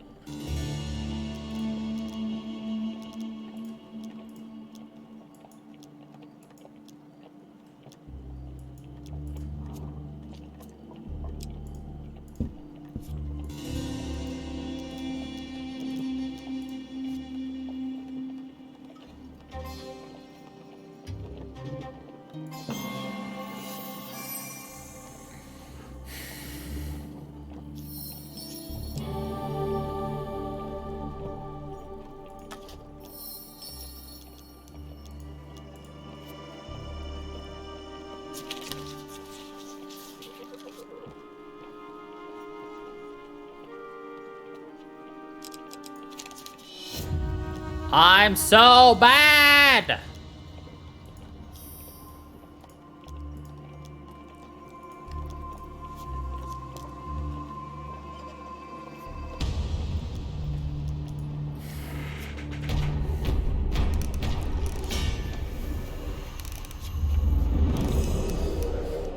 least this time it's only 10 barbarians.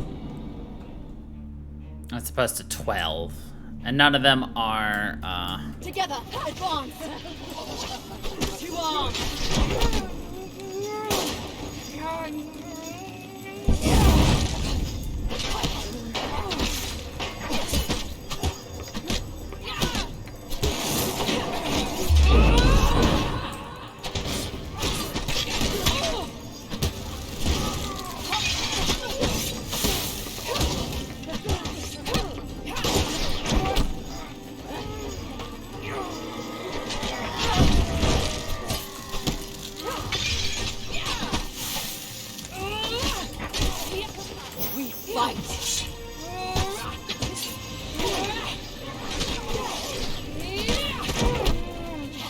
Fuck me, dude.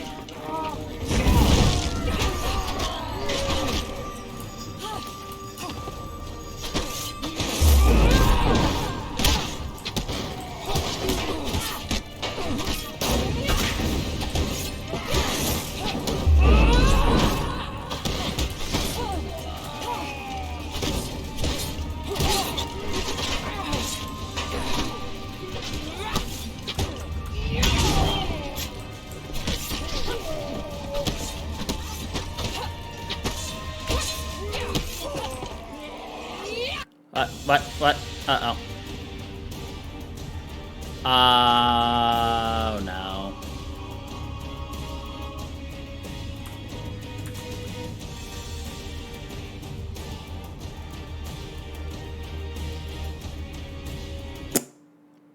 It crashed.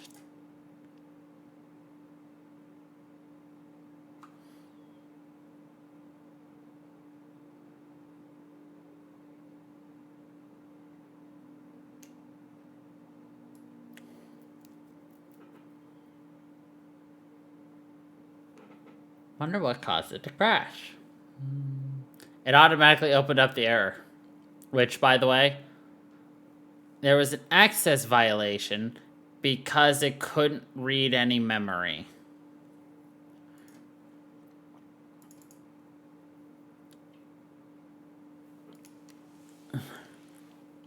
Seriously?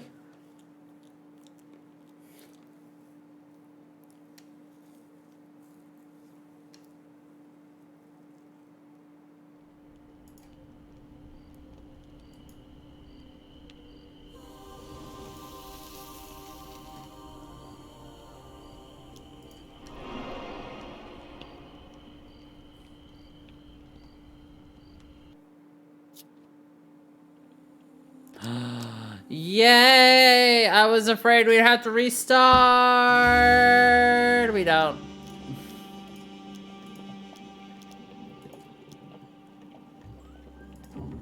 Hey, we got a different village. Games within games within games.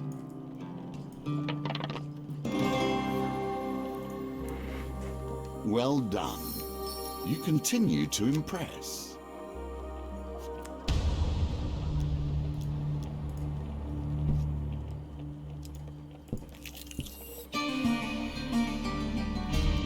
Advance to the woodland.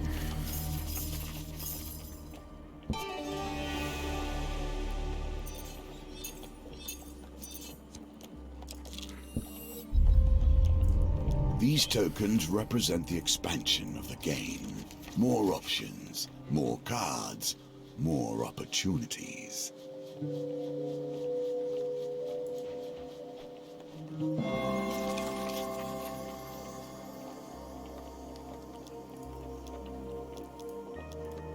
I'm a little greedy. I'm not a vain man. You must appreciate that this game, has been my focus for more years than I can count. I have a certain pride regarding its twists and turns. Merchant still reeling, blah, blah, blah.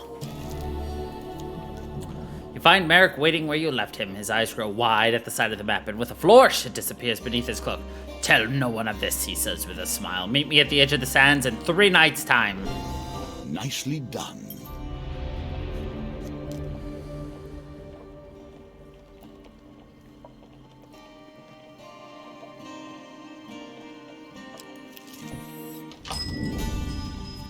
See, I feel like this is just a giant game of, like, D&D here, yo.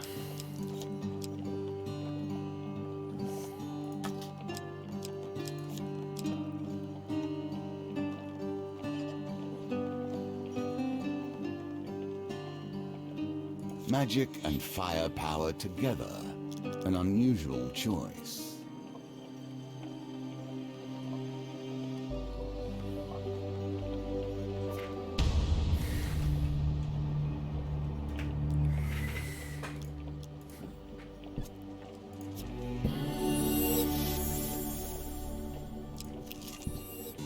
There are few who would give you aid easily, but there may be some who would set their forces against the same enemies. In the woodlands far from civilization, you are ambushed by a band of elvish warriors. For what purpose do you dare to trespass within our kingdom? One demands as a dozen arrows point at you from all directions. You warn the elf of the advancing northerner army and suggest they flee to safety. Ah, human, the elf warrior says with a smirk. We already know of your rampaging kin, and there's no safer ground than our own home. Have no fear. The men you call northerners know better than to enter our forest. To do so would be their doom. If you have any other business, then it's time for you to lead. Plead for help.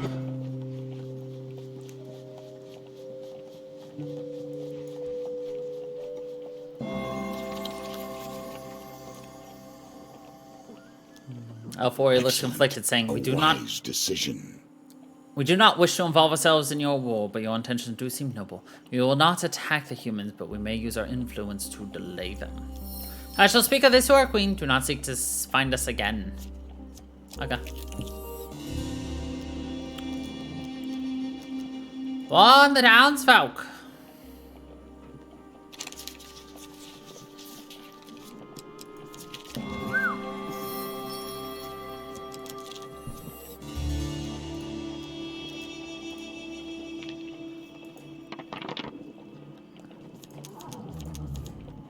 Meh.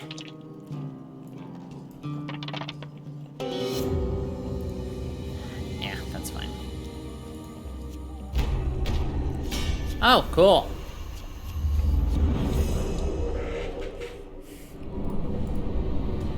Greed and anarchy. My favorite. Together, advance. To arms.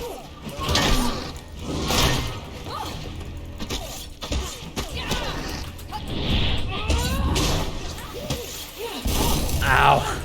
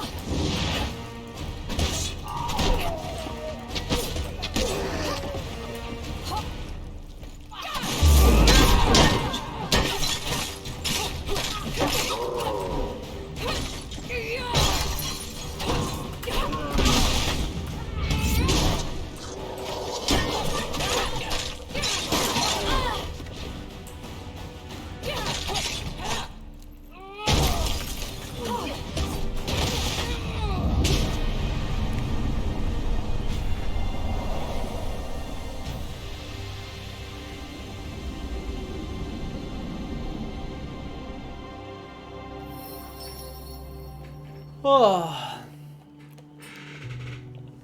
We check the fallen for anything of value.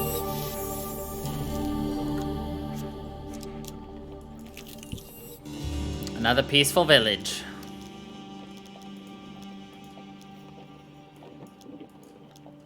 Fine, we leave. Too many do not think of what lays ahead of them. After an eternity in a timeless void, I do not have this luxury. The stars shine bright on this cold, frosty night when you happen upon a balding man looking at the heavens through a spyglass.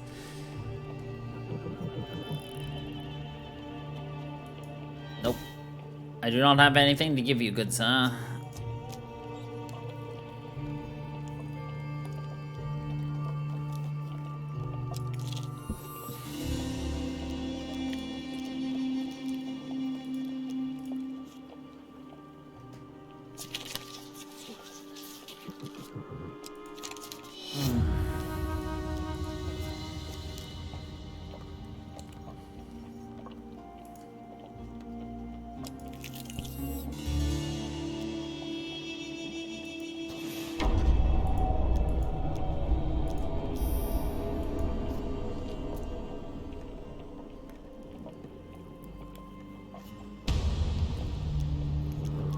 Alright, so I have to fight these marauders in order to save a different village. Joy.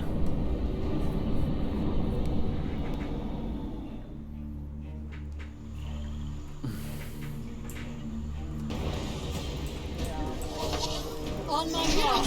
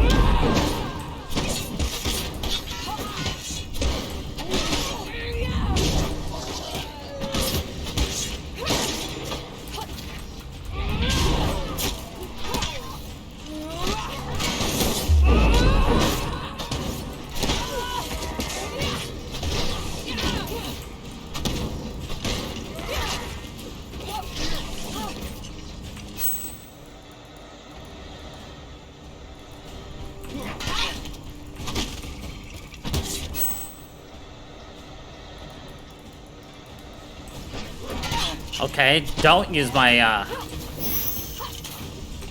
ability. There we go.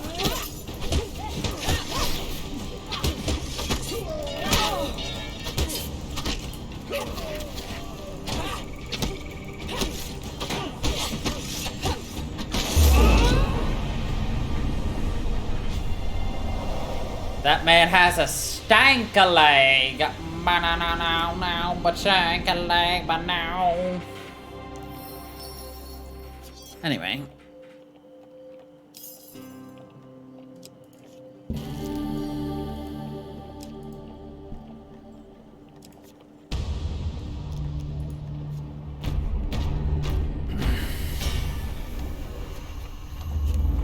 Yo ho, yo ho, yo ho ho.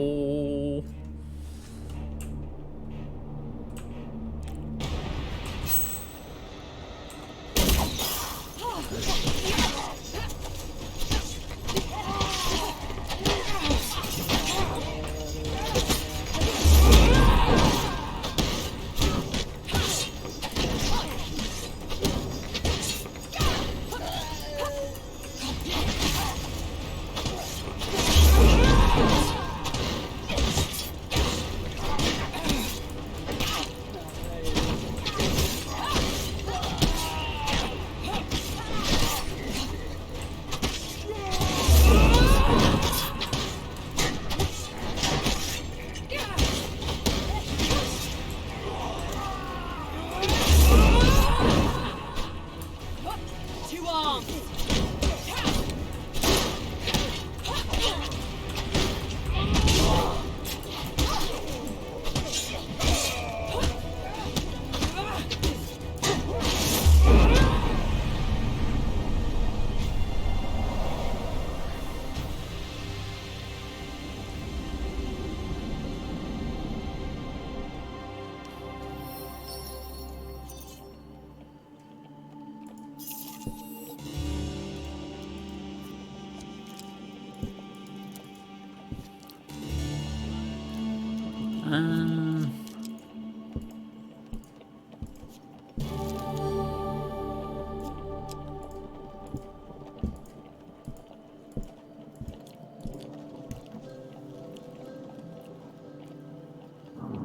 Boom, boom, boom.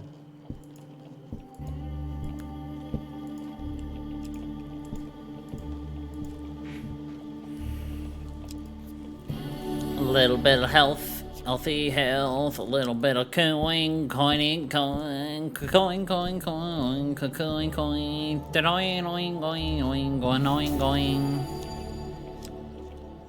A little bit more coin, coin, coin, coin. We got us some coin, coin, coin, coin. 2, 3, 4, 5, 6, 7, 8. All right.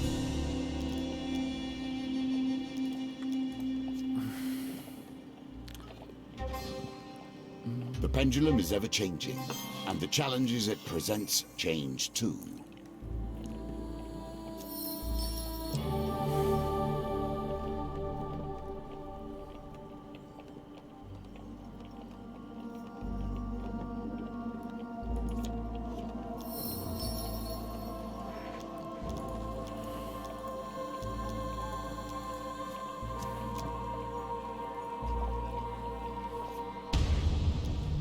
The Horde.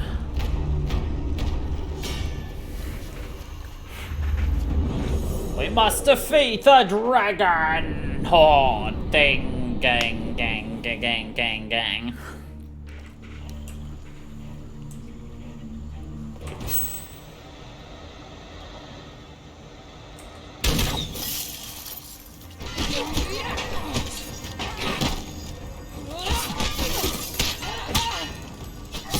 On my mark.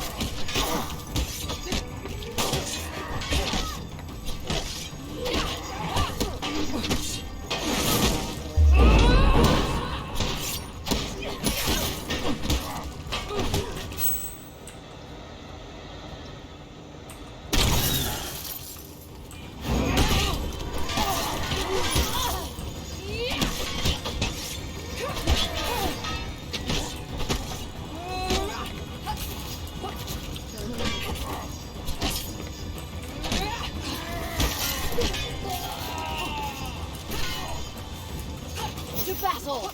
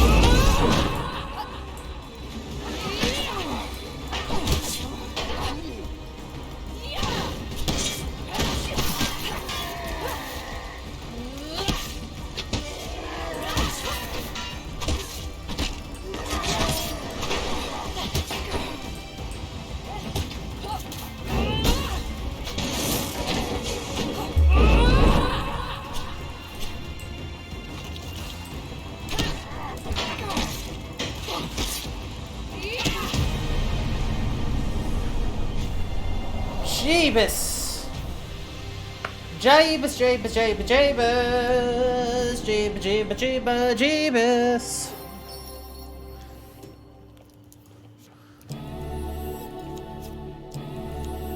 Jeeba, jeeba, leeba, leeba, boo, ba da ba da ba ba ba da ba da ba bow.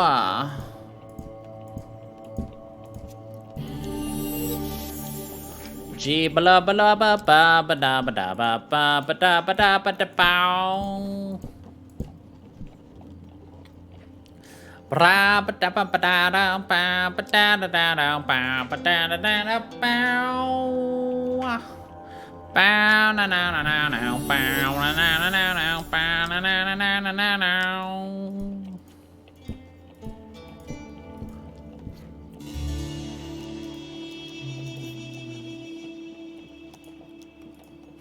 Come back anytime.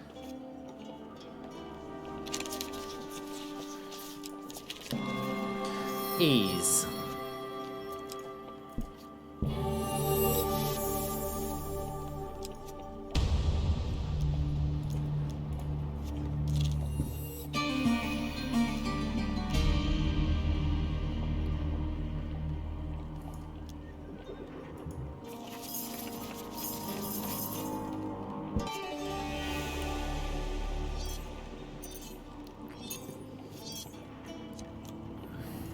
The capital.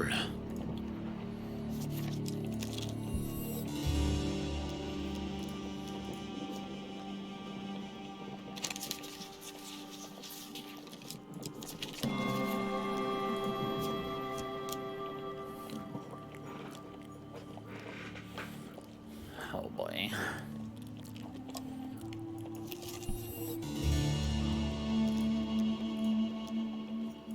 Okay, to the Elder, who will tell us that he throws stones at birds.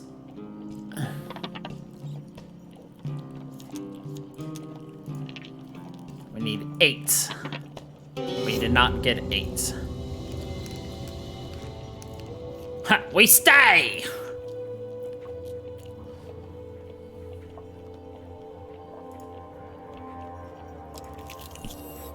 You cannot seem to restrain yourself from playing the hero. Alright, let's actually try to kill all of them this time and see if that actually gives us our stupid thing.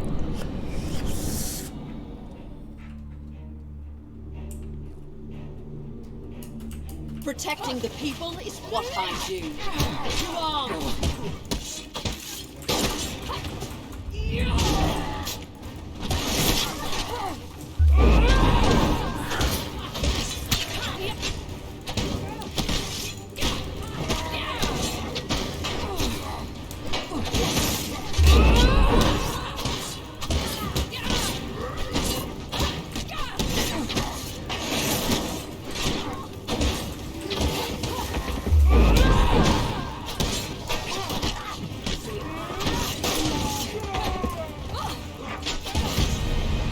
There we go, we killed them all this time with plenty of time to spare, like 3 seconds. Plenty of time to spare.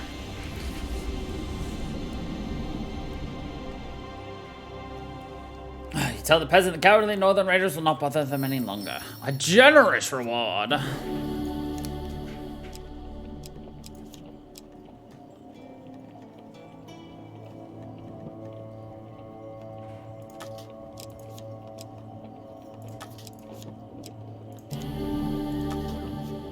suit of armor suited to your temperament.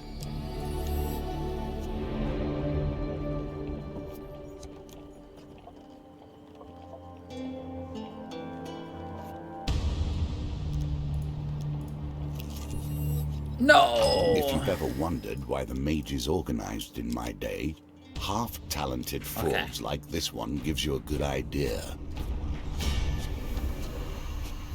I should have just fought in the first place.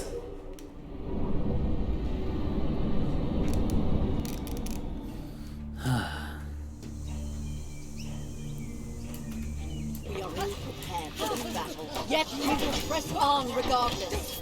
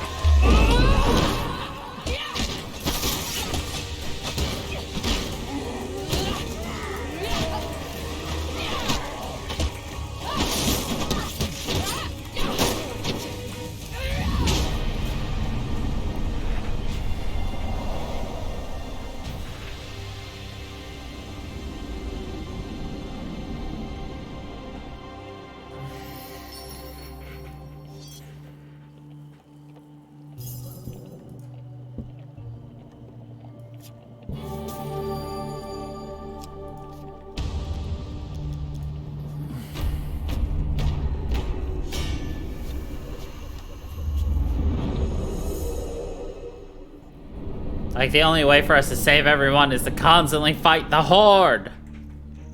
Oh well. At least we're not trash at the Horde. Oh wait.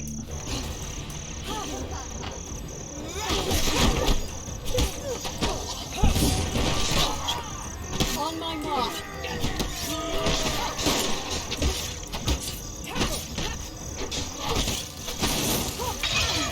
No!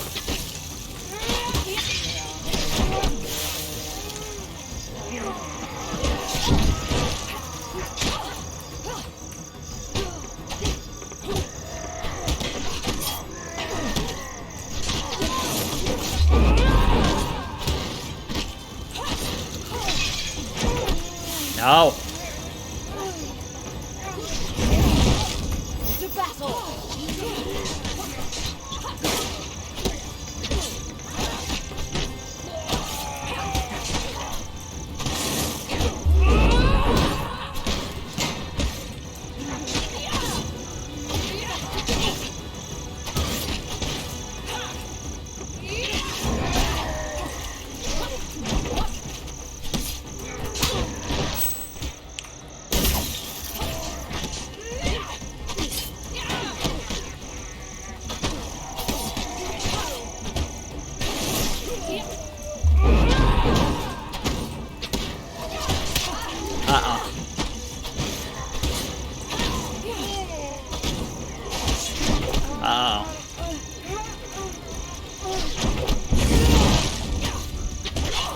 No.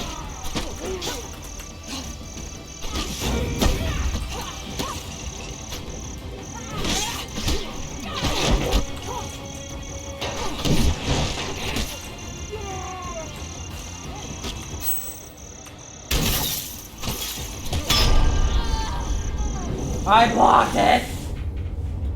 Well, that was the very end of that map too, and we died. Ah! Oh well.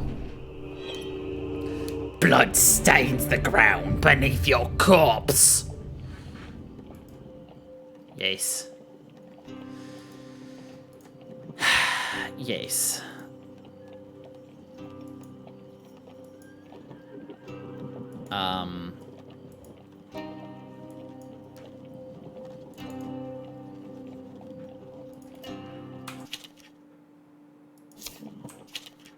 Game.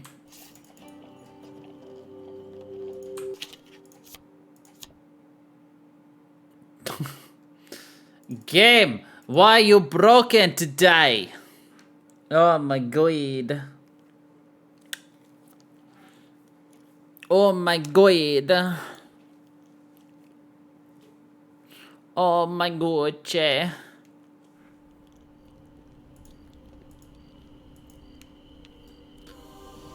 I do think the cat wants it now, so... If we're lucky, we'll restart at the fight, or right before the fight.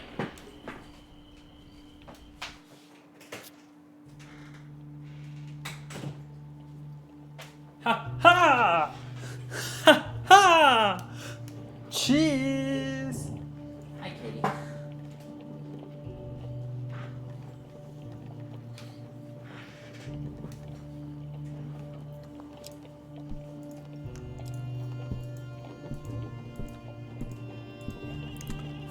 Ha ha! Does the game hate me?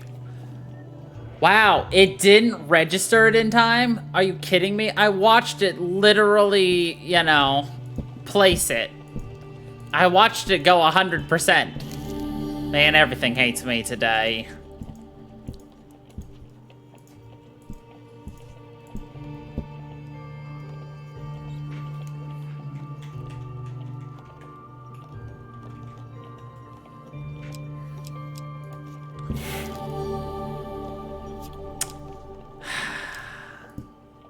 Oh well.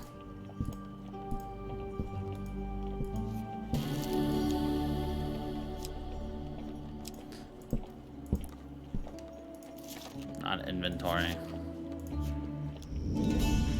No, I was just saying, because all we're doing is getting food.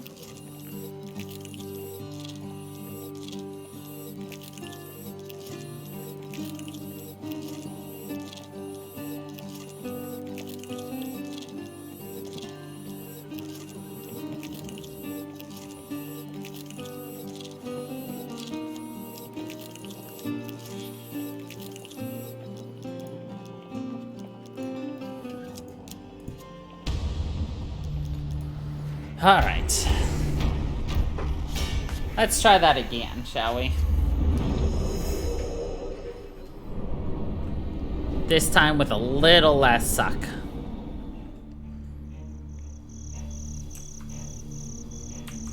Over.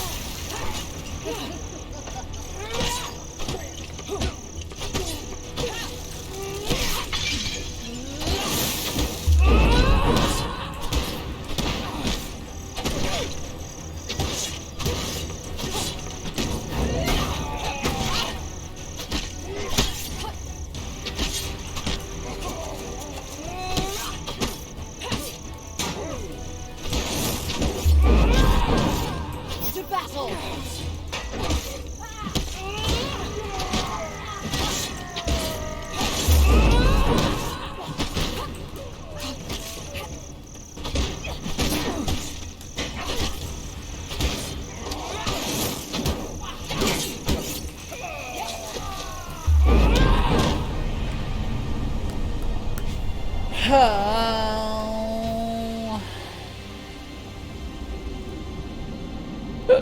Excuse me.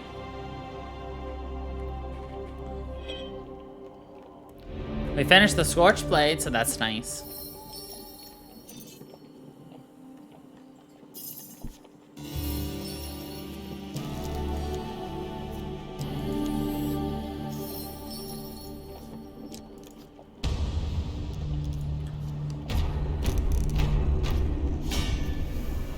More Berserkers. I can't tell which one I hate more, the Berserkers or the Hunters. Berserkers will freeze you, but the Hunters throw those bolos at you, which are a little annoying.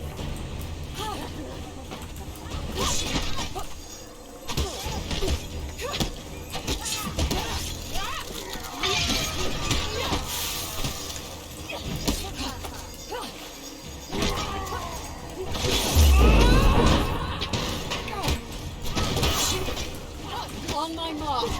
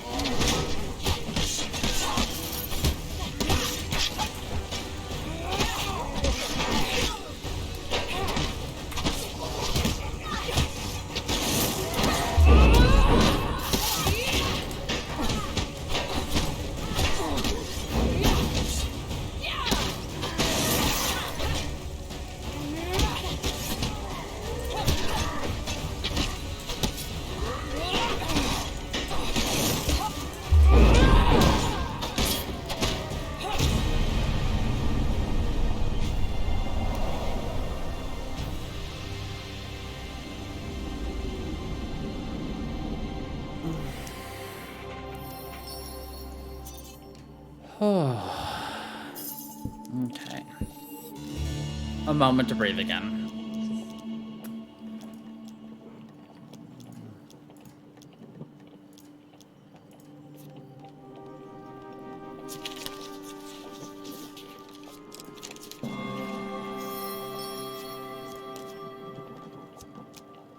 There's the last peaceful village. Nice.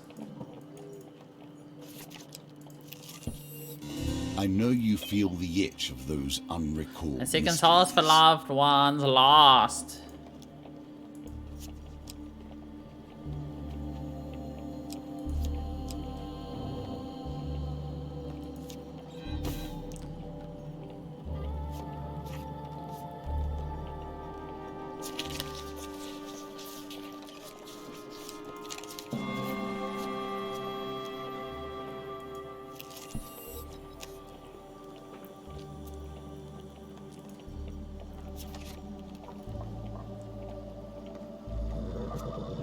Another fortune teller, and another opportunity for you to Give hear him the naught headgear. but what pleases you. So the helm looks at the sky through his eyeglass. Illicit trade. Okay. Yes. Ah. So we have to see that before on a huge thing, I see.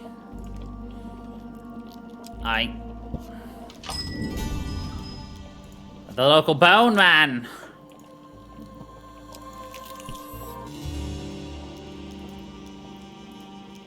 Ugh. Frickin' mystic with a frickin' bird. Back to the bones. I hope you have learned to be their master.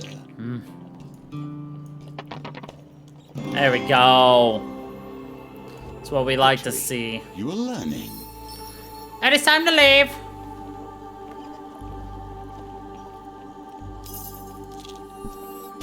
Who remains for you to put your trust in? There are no allies for you or I in this world. Can you As- claim this token? Esmeralda's weapon carriage is parked down an alleyway and the shady is potted down. You rap on the carriage door and ask to see her wares. She kicks a panel under her seat and a secret compartment opens, unveiling the stock she has to offer.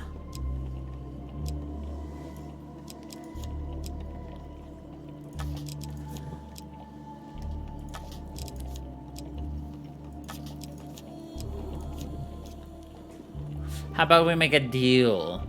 In a few moments, my soldiers are gonna storm through and raid my respectable establishment. You take this for free, and, I run. There is nothing possible without healing. You and I must heal more than ourselves. We must heal this world.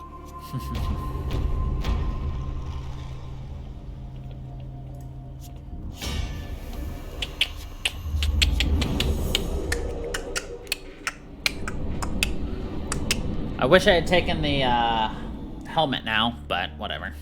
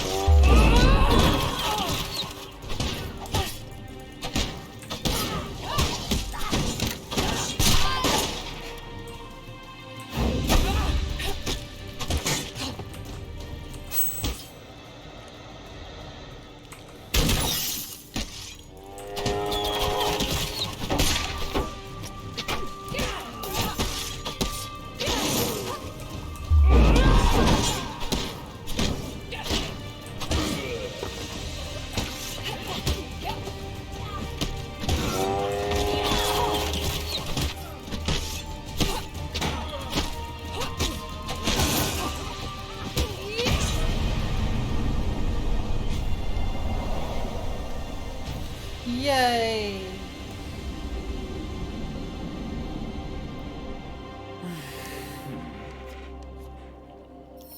Esmeralda whips her horse and carriage into motion. She waves at you as she escapes. Tell Malacalypse I said hello. A reward well earned.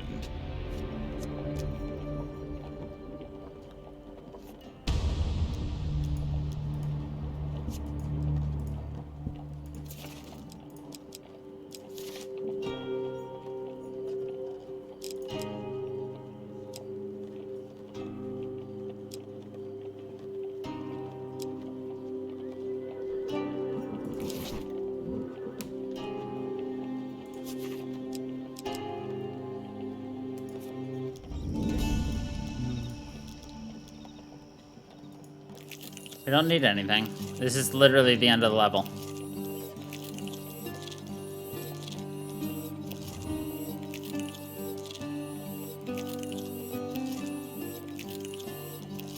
It is not too late to plan better.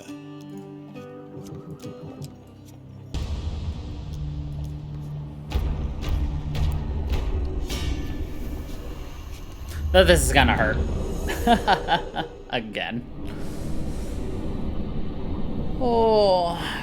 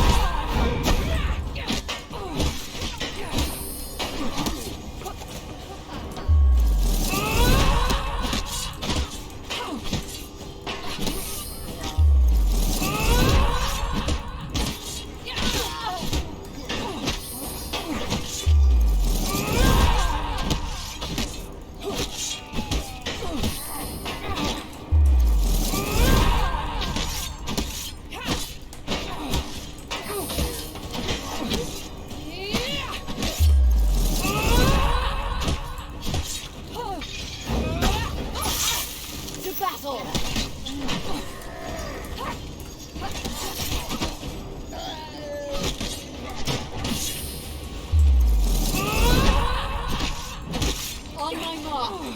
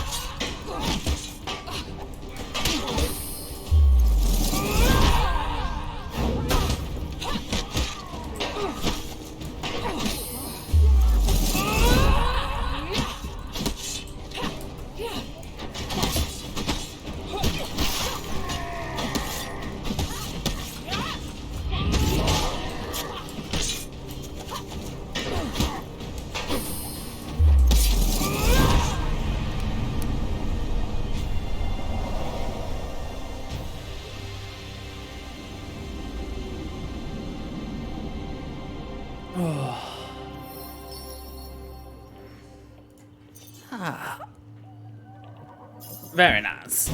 Thus, chaos turns ahead once Approach more, the city. and we find ourselves again without allies. You reach the walls of the capital ahead of the northern invaders, only to find a mass of people stranded outside the city. After spending hours pushing through to the gates, you make yourself known to the gods. Eventually, Captain Alpus arrives with a company of soldiers to escort you into the city. You're taken up into the battlements, where General Terenico stands overlooking the massive refugees at the base of the wall, and streaming from the forest behind him, the northern horde. Ah, at last we have the troublemakers in custody, the general comments as you approach. Well, mercenaries, despite your efforts to clear out the northern villages, as you can see, the barbarians still took the bait. Distant horns capture your attention, and in the distance, a long line of troops carrying imperial banners begins to move into position on the far side of the northerners. And now we've got them trapped. The general cheers, raising his fists. We'll smash them between our army and the city walls. He excitedly hurries away, rapidly barking orders to his men. Men the catapults! Ready the archers. Captain Alpus signals his men to take you away. The general will decide what to do with you after we annihilate the barbarians. But we liked Captain Alpus, even though he spent the entire time he was with us complaining about what we were doing. But whatever.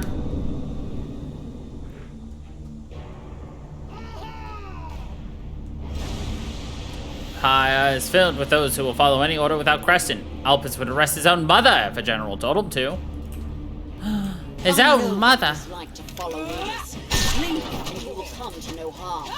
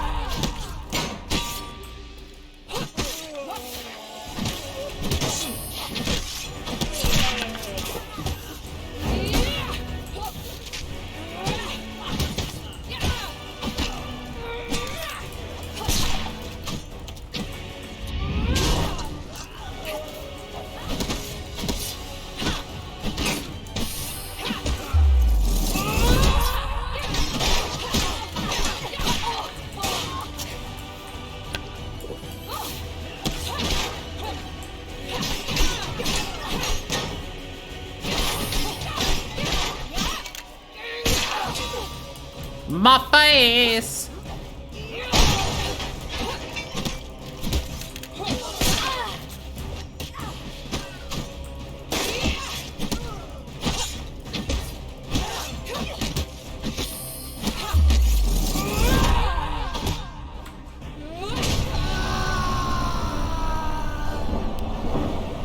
Oh, we just yeeted him off an edge. Okay. find yourself momentarily free from Imperial attention as the battle with the Northerners escalates, so you and Estrella discreetly slink down to the streets and lose yourself among the crowds. Clash with the Northerners continues for a day and a night, but finally the city gates are opened and the dawn's light reveals the barbarian horde to be no more. They will laud you as a great defender, if they mention you at all. The histories of ones like us are often obscured. The far north, the wandering tracker. Holy Mace, Champion's plate mail. And for saving every village, we got St. Tala's Day. Yay! Alright, what else did we get? Extracting Kolbjorn's sword, we got Kolbjorn's atonement, and Kolbjorn again. Cool. We're exploring the abandoned fort, we got the Gambler's Hood. For committing to help Estrella save Farwater, we found the Peasant King. For raiding the caravans, we got the Desert Trek. And for helping Estrella, or Esmeralda, we got the Merchant's Favor. Right, Lucius? His ears perk. He's just like, I'm not listening. We live in a shattered world. Death and despair are all that remains after the assassin has moved upon the Emperor. Yet this world merely reflects the world above. The heavens are in turmoil, and the game of life and death is chaired by madmen. Brimstone.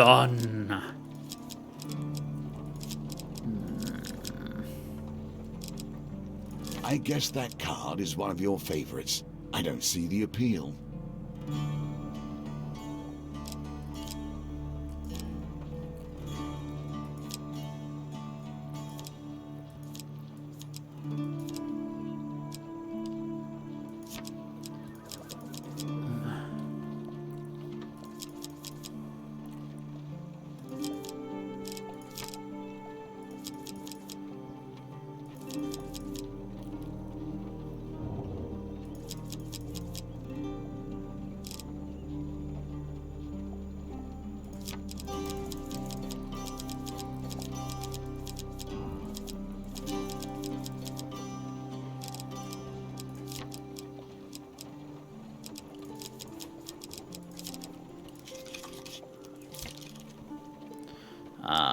We're gonna be fighting thieves, I think.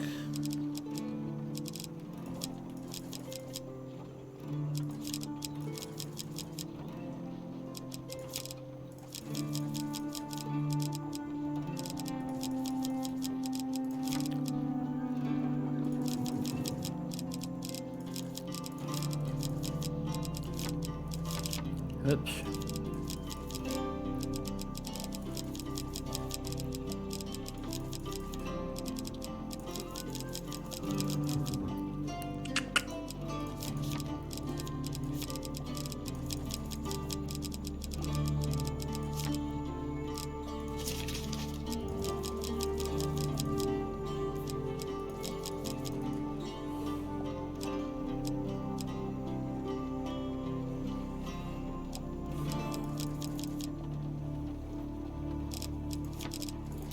Oops.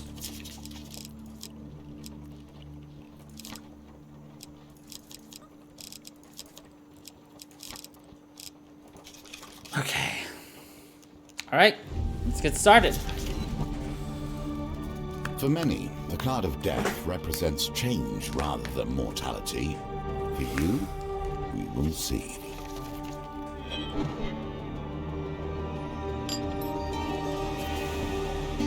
Do you hear them approaching? The whisper upon the winds.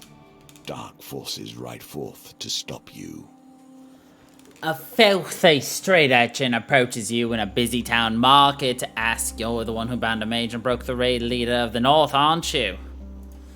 I heard some bad men talking about you. Give us a bit of bread and I'll let you in on a secret. She smiles with her few remaining teeth and stretches out her hand. Hand over a scrap of bread, which she quickly shoves in her mouth. Moments later, she gulps and smiles again. Well, you prompt her? Oh, I heard that someone's offered a lot of gold to have you killed, she remarks while picking her teeth. Now the whole guild wants in on it. Every thief from here to the Empire's Edge will be after you. They haven't sent for some fancy assassin. The fancy assassin, the one they call the Reaper. Guess he's pretty good at his job, hey? Too bad, buddy. You seem nice, the girl remarks, patting your hand. Maybe you'll find a way to survive, but I doubt it. Oh. Survive the Reaper, 130 max life, or surprise the Reaper?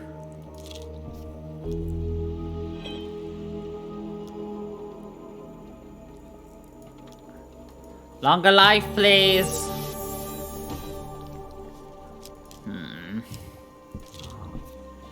Death comes closer and closer. With the threat of assassination looming like a dark cloud, you seek solace in a remote inn known as the Flailing Dragon. Few patrons visit this night and you fall into a conversation with the innkeeper. Over a few ales, you reveal to him your current predicament. The innkeeper sighs. I'm afraid there's little I can do other than heal you up whenever you visit. You exit the tavern warily, scanning every tree and shadow for potential threat. You should be more careful, given the price on your head. How much? Right post? Okay. Not bad at all. The Empire's offering a pretty price for your head, adventurer, one of the men remarks while casually inspecting his blade. Nothing personal.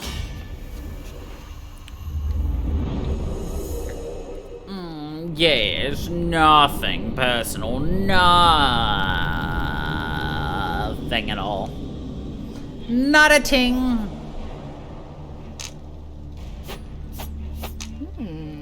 I love the way the blades spin in her palm.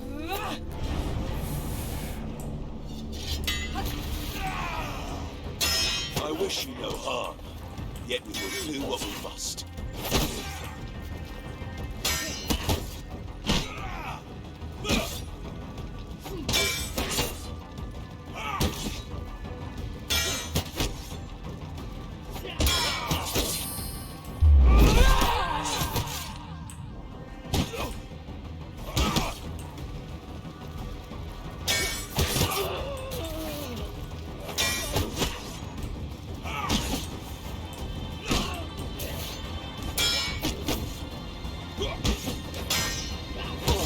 Fuck.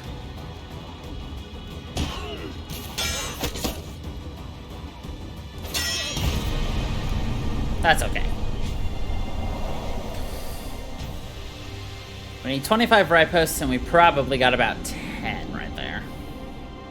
Ish. You can't avoid your fate forever.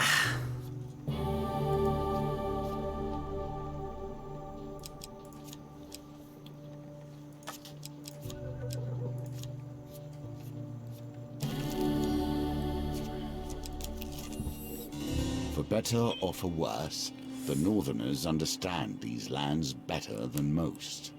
One day you meet a northerner displaced by her homeland by warfare. She explains she is a tracker for hire, working for those who can pay. She speaks at length about the nearby terrain.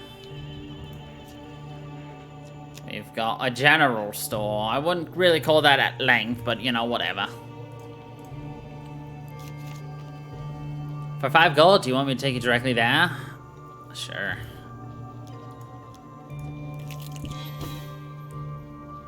What? That doesn't give it to us? That's lame, dude. That's lame sauce. Oh well. Every third right post against Northerners deals 200%? Damn, son. To complete a brimstone card. Okay, that's nice. Ah, interesting. Billy clubs will be really nice to get as well. Down, down, down, down, down, down, down, down,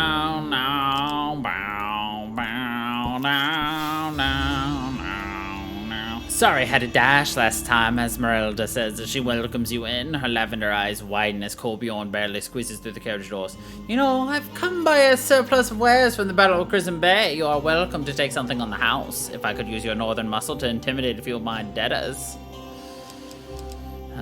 Sure. A frozen terror brought to your enemies. That's okay. We lose Corbion for a little bit, but nothing I can't handle. The problem really is the fact that we just don't have any money right now. We don't have the money, we don't have the max health, we got a lot of issues here. I'm hoping this process will teach you something. Ask about the past. I was a great... About how the game is crafted and how the rules abide.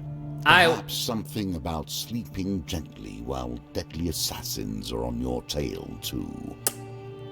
I was a great magician once, working for the king himself, the man exclaims, gazing into the fireplace wistfully. Of course, that was before the Empire. These days, you can get hung for casting anything more than a simple healing spell, even that in the wrong places. I've heard of this assassin. Even kings once feared him, though few could afford his services. If he hunts you, then you are in dire peril indeed. Who now would possess the gold necessary to command him, unless it is the Emperor himself? Ha-ha! Alright, well, let's turn in for the night.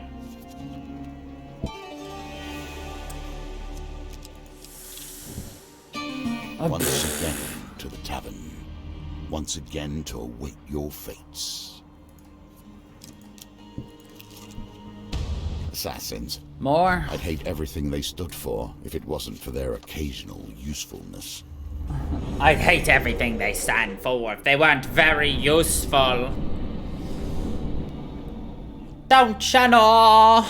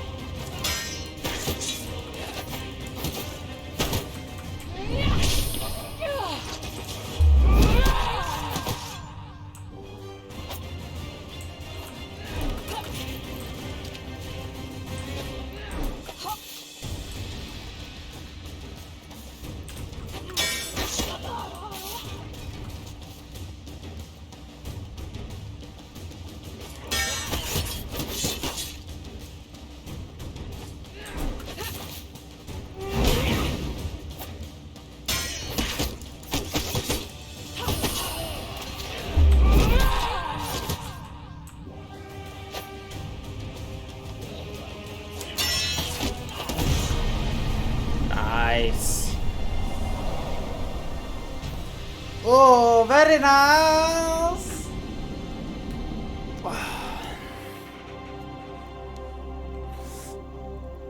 Haha, yeah.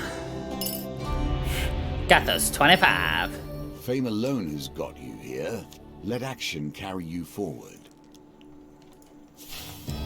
Ooh. Yes. Oh, hell yeah. That's exactly what we needed. Oh, we got Colbjorn back too.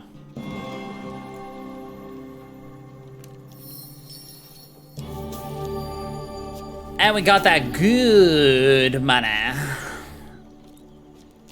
General store. Is there really much else we want right now from the store?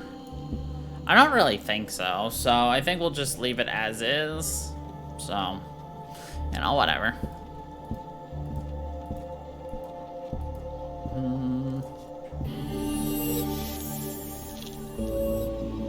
Waterfall of Youth. Perfect.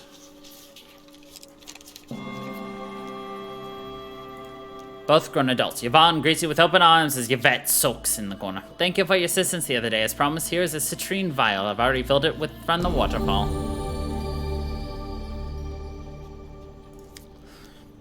Now we just need to find something else. Yvonne insists you stay for some pie before you go fresh from the oven. Ooh, the far north. What is that? The libraries hold little knowledge of the mysterious north. Past the colossal height of Mount Freydis, there are only theories, ancient creatures, haunted weird woods, and rumors of a powerful sword trapped in a frozen lake at the end of the world. Only one who would journey deep into the unknown would be worthy of the blade, it is said. According to Kolbjorn, no one has ventured out that far and returned. There is a point where the ice stretches out in every direction for eternity. This quest is doomed. There's a rough path that hugs Mount Freydis, curving around it and heading north. Somebody has made an effort to pave it. A hungry, desperate farmer offered passage for bread. She claims that she knows the road ahead. Sure. It's a quiet journey. You take a carriage as far as it will go. Continue this path and it will take you north. The farmer tips her hat before departing. Be careful out there. Into the frozen thicket. A wooden temple, blanketed in snow, breaks through the fog. An old northerner, burning pungent grasses in a copper basin, lifts his hand in greeting. Pilgrims! The moon path of the wild woods is haunted. Although it is faster, you should take the safer route along the sun path. You place the expected food sacrifice at the base of the wooden altar, lift your face to the sky, and pray. Are we blessed? Oh, dear God.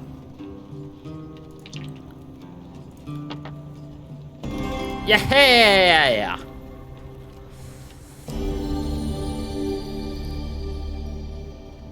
Nice.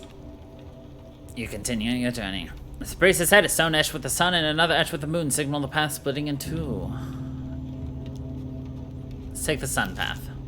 Follow the path for a few days until finally the tree line begins to thin. As the sun rises, you'll leave the forest behind and step onto a vast plain of smooth ice. The ice wastes. Nothing awaits us here but death. Despite his somber comment, you know that Kolbjorn will follow you regardless. Press on. Oh boy. Oh boy! Like, we need flat sixes. Nah, not even Kolbjorn's dice can help us here. Oh dear. Oh dear. Your time in the forest is but a distant memory. The ice wastes now stretch on in every direction. You carve an arrow in the north each night so as not to forget where north is. It's on. God. I think we have to keep doing this until we hit 18, by the way. Nope. We need to get a 14 or higher for me to accept Kolbjorn's dice. Press on. We can only do this a couple of times, though, before we're, like, literally dying. Come on. 11. It's not gonna work for me, Captain. How much food do we got left? Can only try this a couple of times.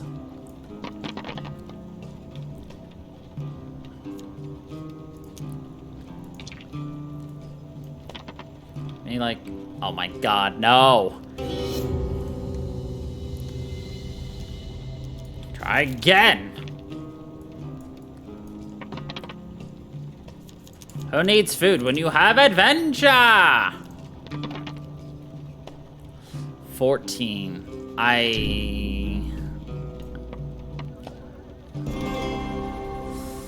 But is it enough?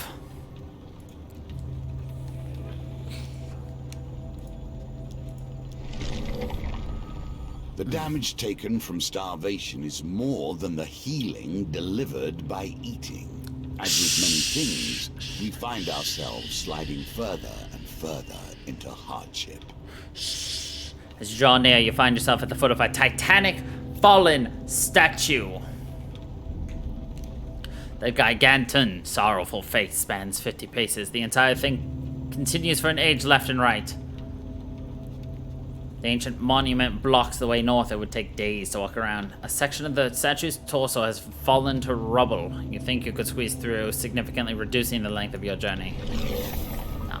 You follow the statue around. Unidentifiable scriptures carved into its surface. As you reach the feet, you find they are carved into claw-like hands. What lost civilization left this behind? We must continue forward. Starvation has been the end of many adventurers. The glittering emerald line grows larger and larger until you arrive at a lake that extends beyond the horizon. A glint by the shore catches your eye. Through the shallow waters, you see a sword half buried in the sand at the bottom of the lake. The jagged blue steel blade looks like it was forged from glacial ice. Kolbjorn runs his hands through the glittering lake, disbelief on his face. You kneel on the frosty shoreline, but the weapon is just out of reach. You stretch as far as you can. Overbalanced, you slip into the waiting waters. You plunge into the lake. Instead of the sun-shocked cold, the water shimmers warmly around you, and your vision starts to blur. A sense of calm washes over you, and you feel like you could just sink into the gentle waters and sleep forever. Here we see yet another wheel, each different, yet each bearing their own similarities.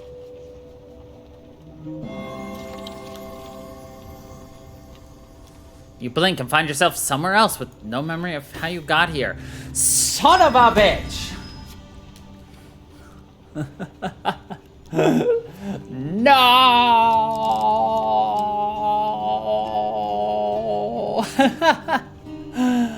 Oh, man.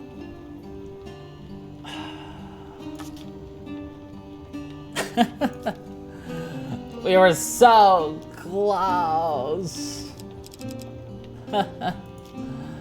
Oh, man.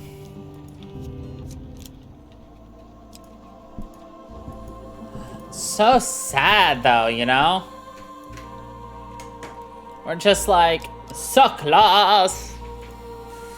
And yet so far. And in the end, it didn't matter. We wasted all of our health and our life and everything. Sad, but also not really surprising, so. That spun very fast, so I'm not surprised at all. So, we just, you know, we take what we can, we do what we can, and we just continue when we can. Oh.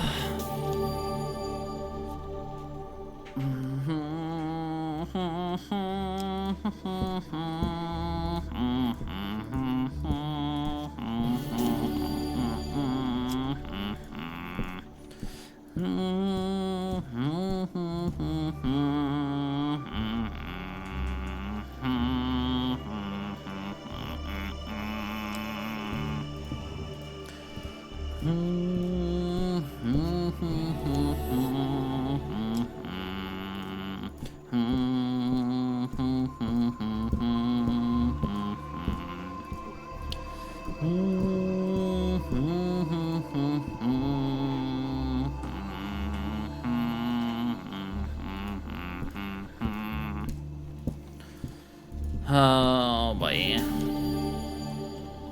So what we really are hoping to see is a chance to really get anything that gives us more.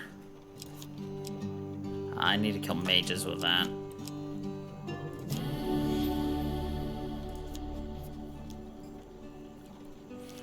But nah. We need lots of health. I don't really remember what I was saying either, so small problem there. Hi, buddy.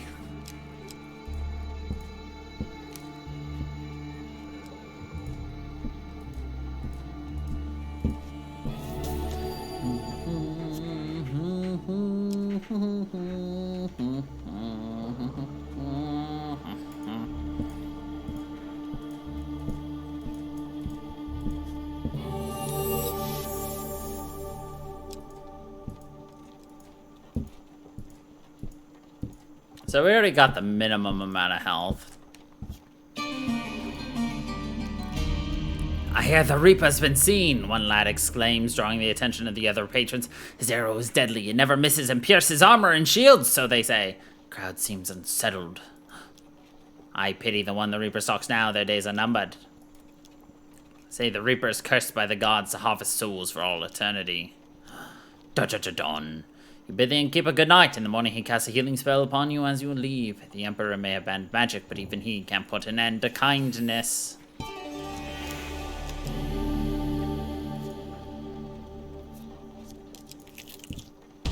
Put a big enough price on a man's head, and you'll find every weevil crawls out of the woodwork in order to claim it. Hi, buddy.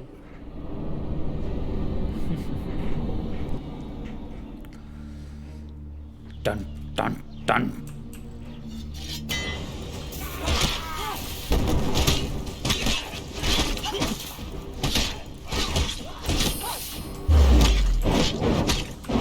No!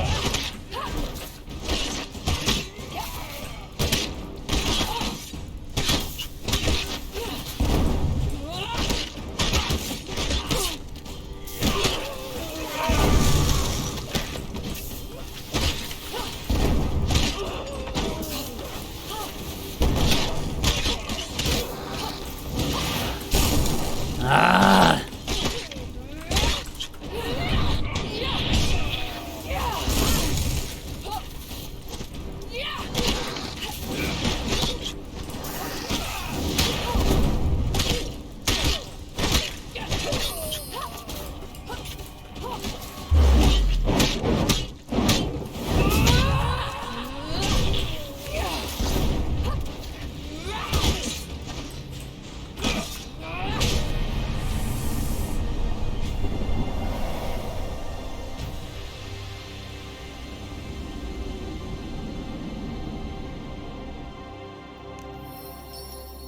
You can't avoid your fate forever. If you could change your fate, would ya? Spider Good luck trap. taking this token from me. Looking to avoid trouble with a local gang of thieves, you duck into an abandoned warehouse. Creeping among the broken crates you smash furniture, you suddenly sense movement above you.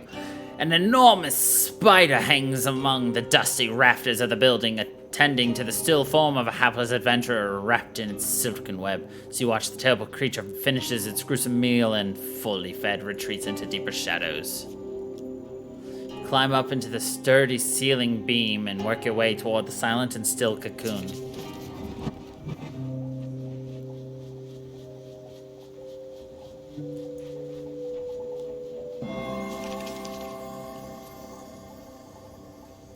You cut down. That should help. You cut down the remains of the hapless victim only to find nothing more than some old boots and a piece of equipment. The boots melt away before your eyes under the strength of the spider's caustic saliva while the equipment smokes and hisses until you clear it off with water. Created by a mighty smith working hand in hand with a great mage. You determine the You will not see those days again. Nazgar's reckoning is damaged but still usable. You scurry away from the infested warehouse.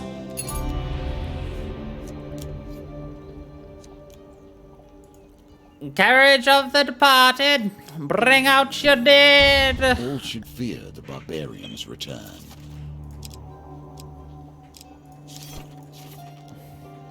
The villagers of Clan Crowfoot scream in terror at the sight of Kolbjorn reborn. He strides calmly through the village, no anger in his face.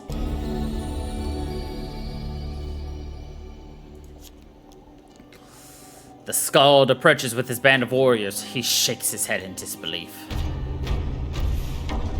Rogvir watches your companion carefully. We buried you. You were dead. You see him wave away a northerner who is preparing to throw obolas.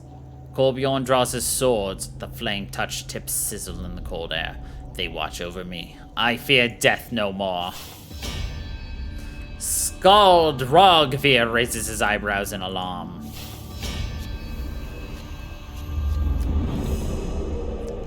Our ally has awoken! Skald! Rogvir.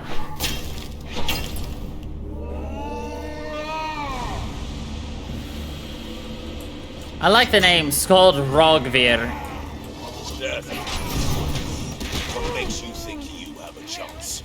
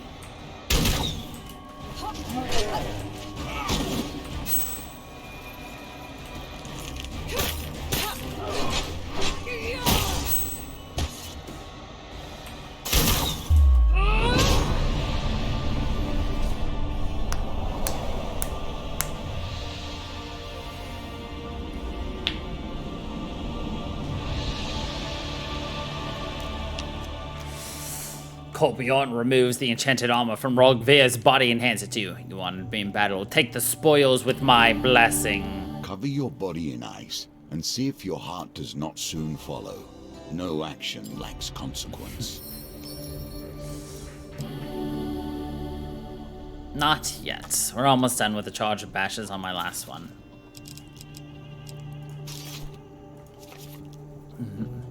The fearful villagers of Clan Crowfoot peer out from their huts as Colbion throws a torch on the body of the Skald and his warriors. It is done. We are avenged. What will become of him? The North does not welcome me. The Empire wishes me dead. I will wander and seek honor where it comes. What will become of Eyebright? I will return after this is done, but first I must repay my debt to you. Why did Eyebright defy the High Priestess? The Empire culled many bloodlines from the land. The North feared that it was next. The High Priestess wanted us to kill before being killed. Our elder believed there was no honor in needless bloodshed, and so the High Priestess sent our clans to their deaths. Those that stayed, she banned. Okay. Colbion Emperor empties Aramur spirits over the burning bodies and bends his head in prayer. After a moment of silence, he strides in his usual mournful slowness to the city gates, the remaining members of Clan Crowfoot cowering in his wake.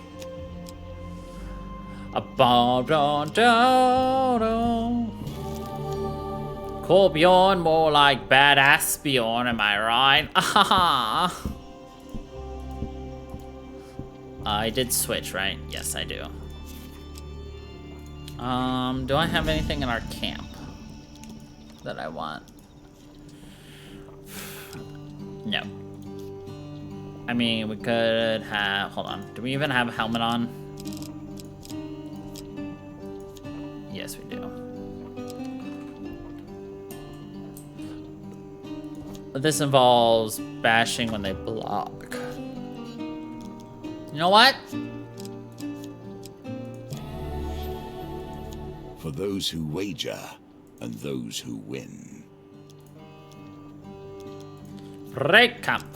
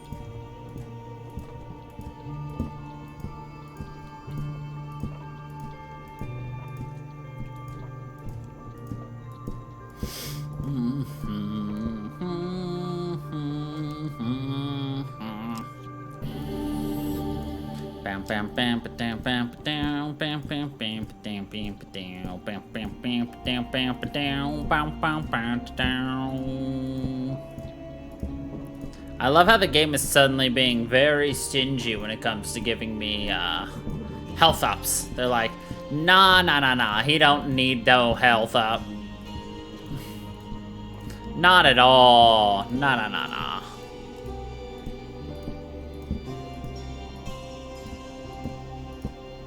Ah, well.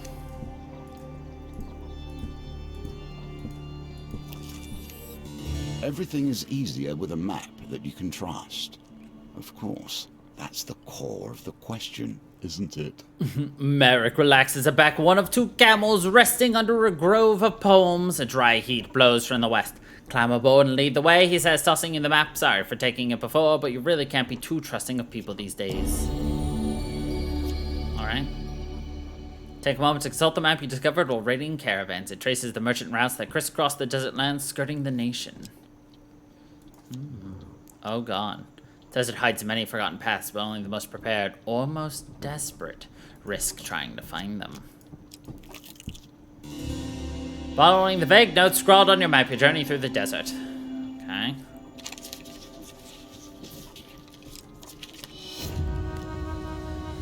You become lost.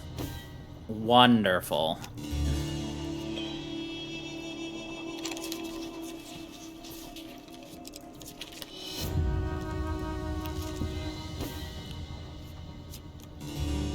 And here is your reward, at least in potential.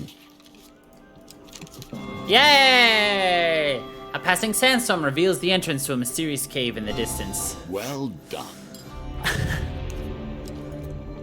We had a 75% chance to not fail that the first time, so naturally we failed it the first time. The town of Hull has been hit hard with an outbreak of corruption. Oh, right, yeah, we already read this, so... Bring out your dead! Eh.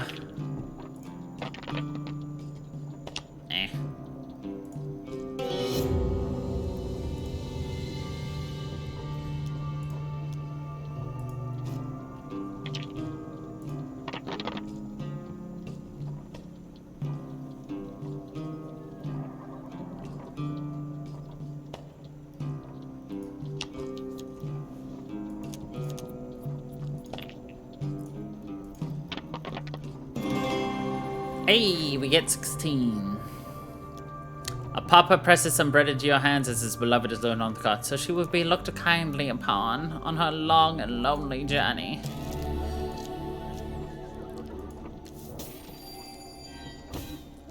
Dang, we had to do both of them, I bet. Oh well.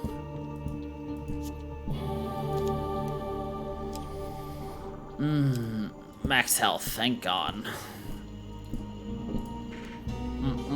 Put down, put down, bam, bam, bam, down. Wow, wow.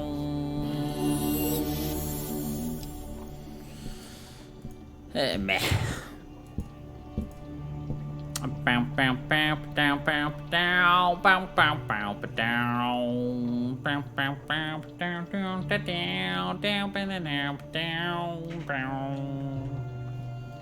Okay.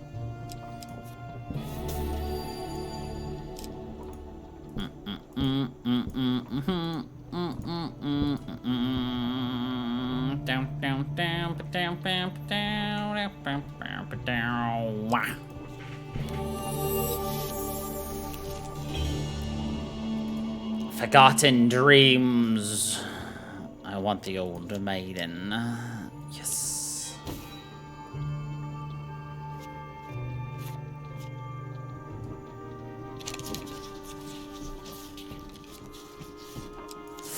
Oh, thank God.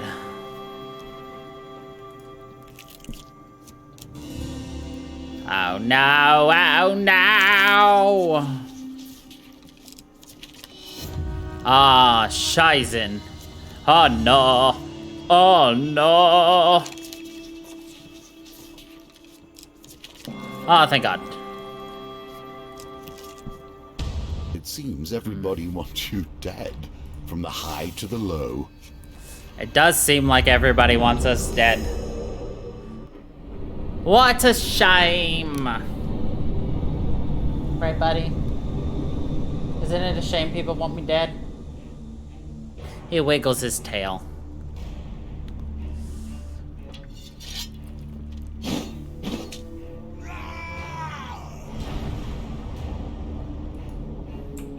I wish you an honorable death.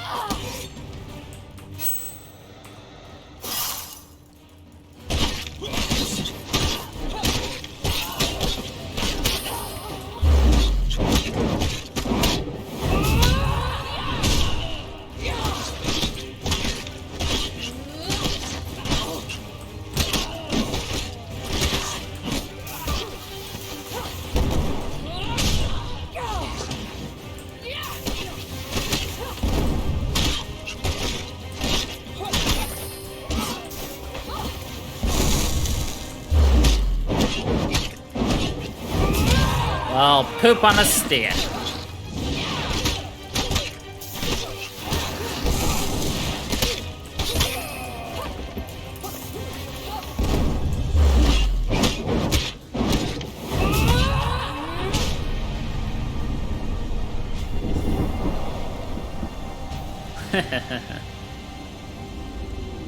Very nice. What a shame the poor groom's ride is a whore. Yes. Yes, yes. The Reaper will end you.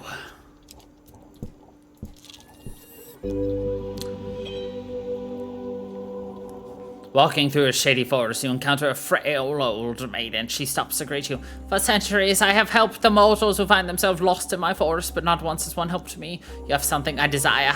Give it to me in exchange. I will offer you something no mortal has ever beheld. Okay. Here you go. She pours the entire contents of the vial into her mouth. The maiden. Within moments, the potion takes effect. The old woman transforms into a youthful maiden. I thank you for your generosity, mortal. Now I may continue helping your kind for centuries more. Please take my offering. Their days came and went. The world has left them behind. Cool. What do you seek? More life.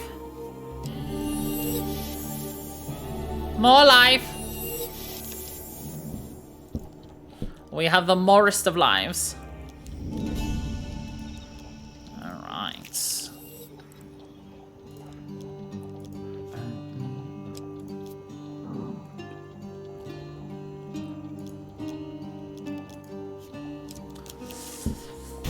Death comes for all of us in time, but some live to defeat it. Your unease grows as you return to the flailing dragon once more. Every shadow and bush seems like it may conceal your hunter. The innkeeper looks up as you enter. Ah, my favorite adventurer! And still alive, I see. He goes on to relate the worrying news that his tavern has come to the Reaper's attention. My sources say he will arrive sometime tomorrow. It seems your destiny is at hand, warrior. In the morning, the innkeeper bids you farewell. Good luck, warrior. You hear no sound as it strikes you. No sound, no warning, not even a hint that the Reaper had appeared behind you. You stagger to your knees, the enchanted shaft of the Reaper's famous magical arrow protruding from your side. You recover from the force and magic of the arrow as your assailant appears, approaching cautiously. You possess strong magic indeed to shrug off my arrow as one would an ogre or golem, he remarks as you remove the shaft and inspect it. You hear the familiar chant of the innkeeper as magic fills your veins, returning your vigor in a rush. Fine, the blade it is then. The Reaper readies his blades to finish you off.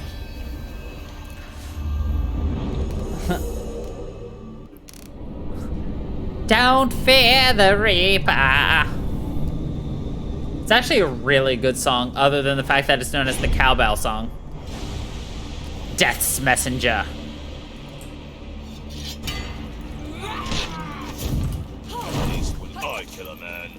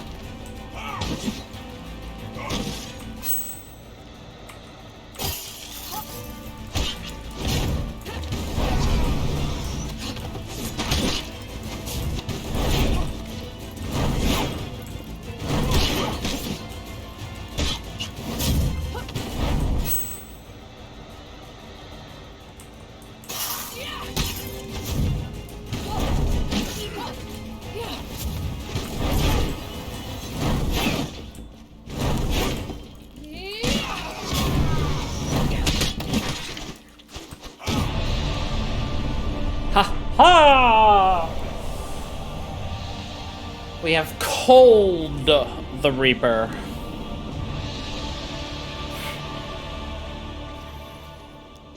The Reaper lies dead at your feet, but searching his bodies reveals few clues as to who sent him. You return to the inn to recover from your ordeal and plan your next move.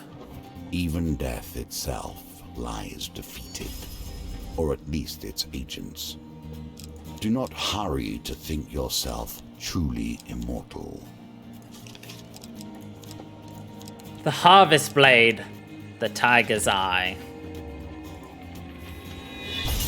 For surviving the Reaper's Arrow with lots of light to spare, you got the Reaper's Arrow and Sacrificial Bond. And a bunch of other shit we finished. For my daggers, we get cutthroat blades. For venturing into the Spider's Nest, we got the Imperial Helm. For helping Cole Bjorn, we got Suit of Ice, Shaman of Eyebright Weld, and the Ally.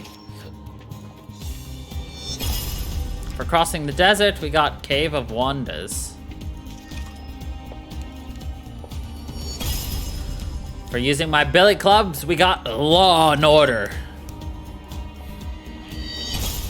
For restoring the maiden to her true form, we got the Maiden. And that is Death Conquered.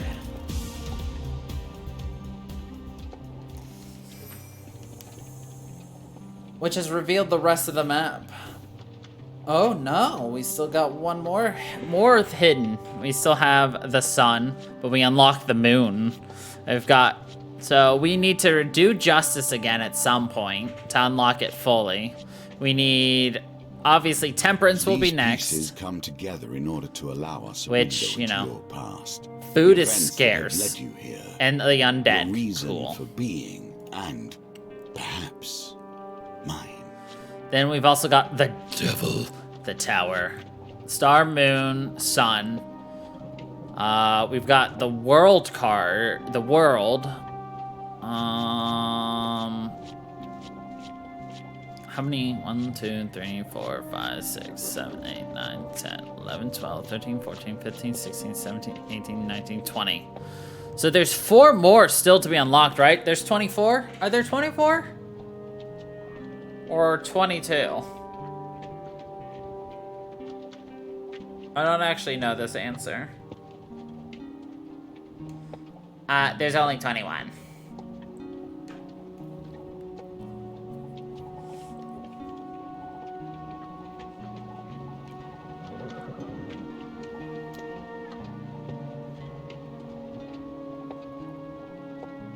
What are you talking about? Where are you going?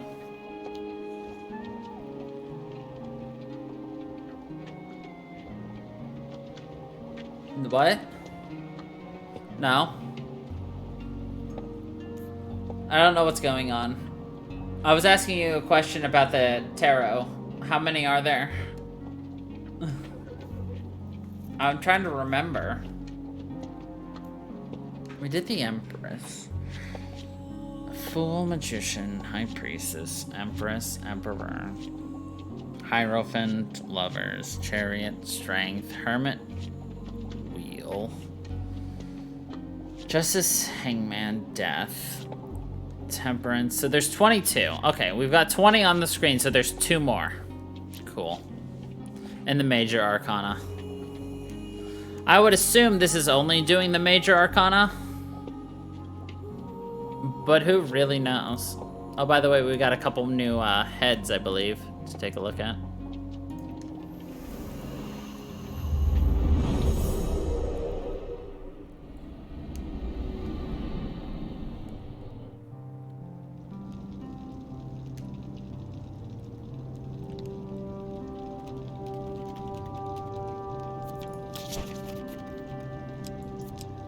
We got the Thief.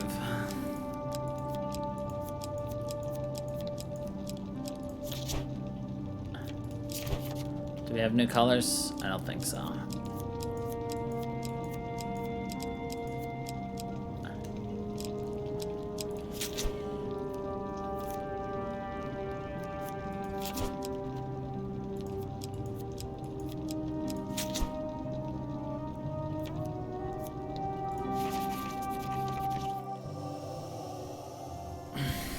And we've also got 2 of our companions completed too, so that's also really fun.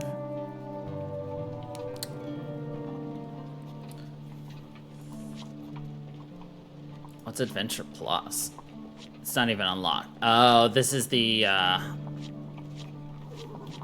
DLC. And the Endless is probably just... You just play it till you die. So... We're definitely getting there. So we got 1, 2, 3, 4, 5, 6, 7, 8 more of these to do, plus 9 if you count redoing Justice. But I'm gonna have to figure out a good plan of attack for Justice. So, yeah. Anyway, that is where we're going to be leaving it off for this week. So, thank you everybody for watching. I hope you all are enjoying. And we'll pick up with some more Hand of Fate 2 next week. So, until then, everybody, stay funky, people.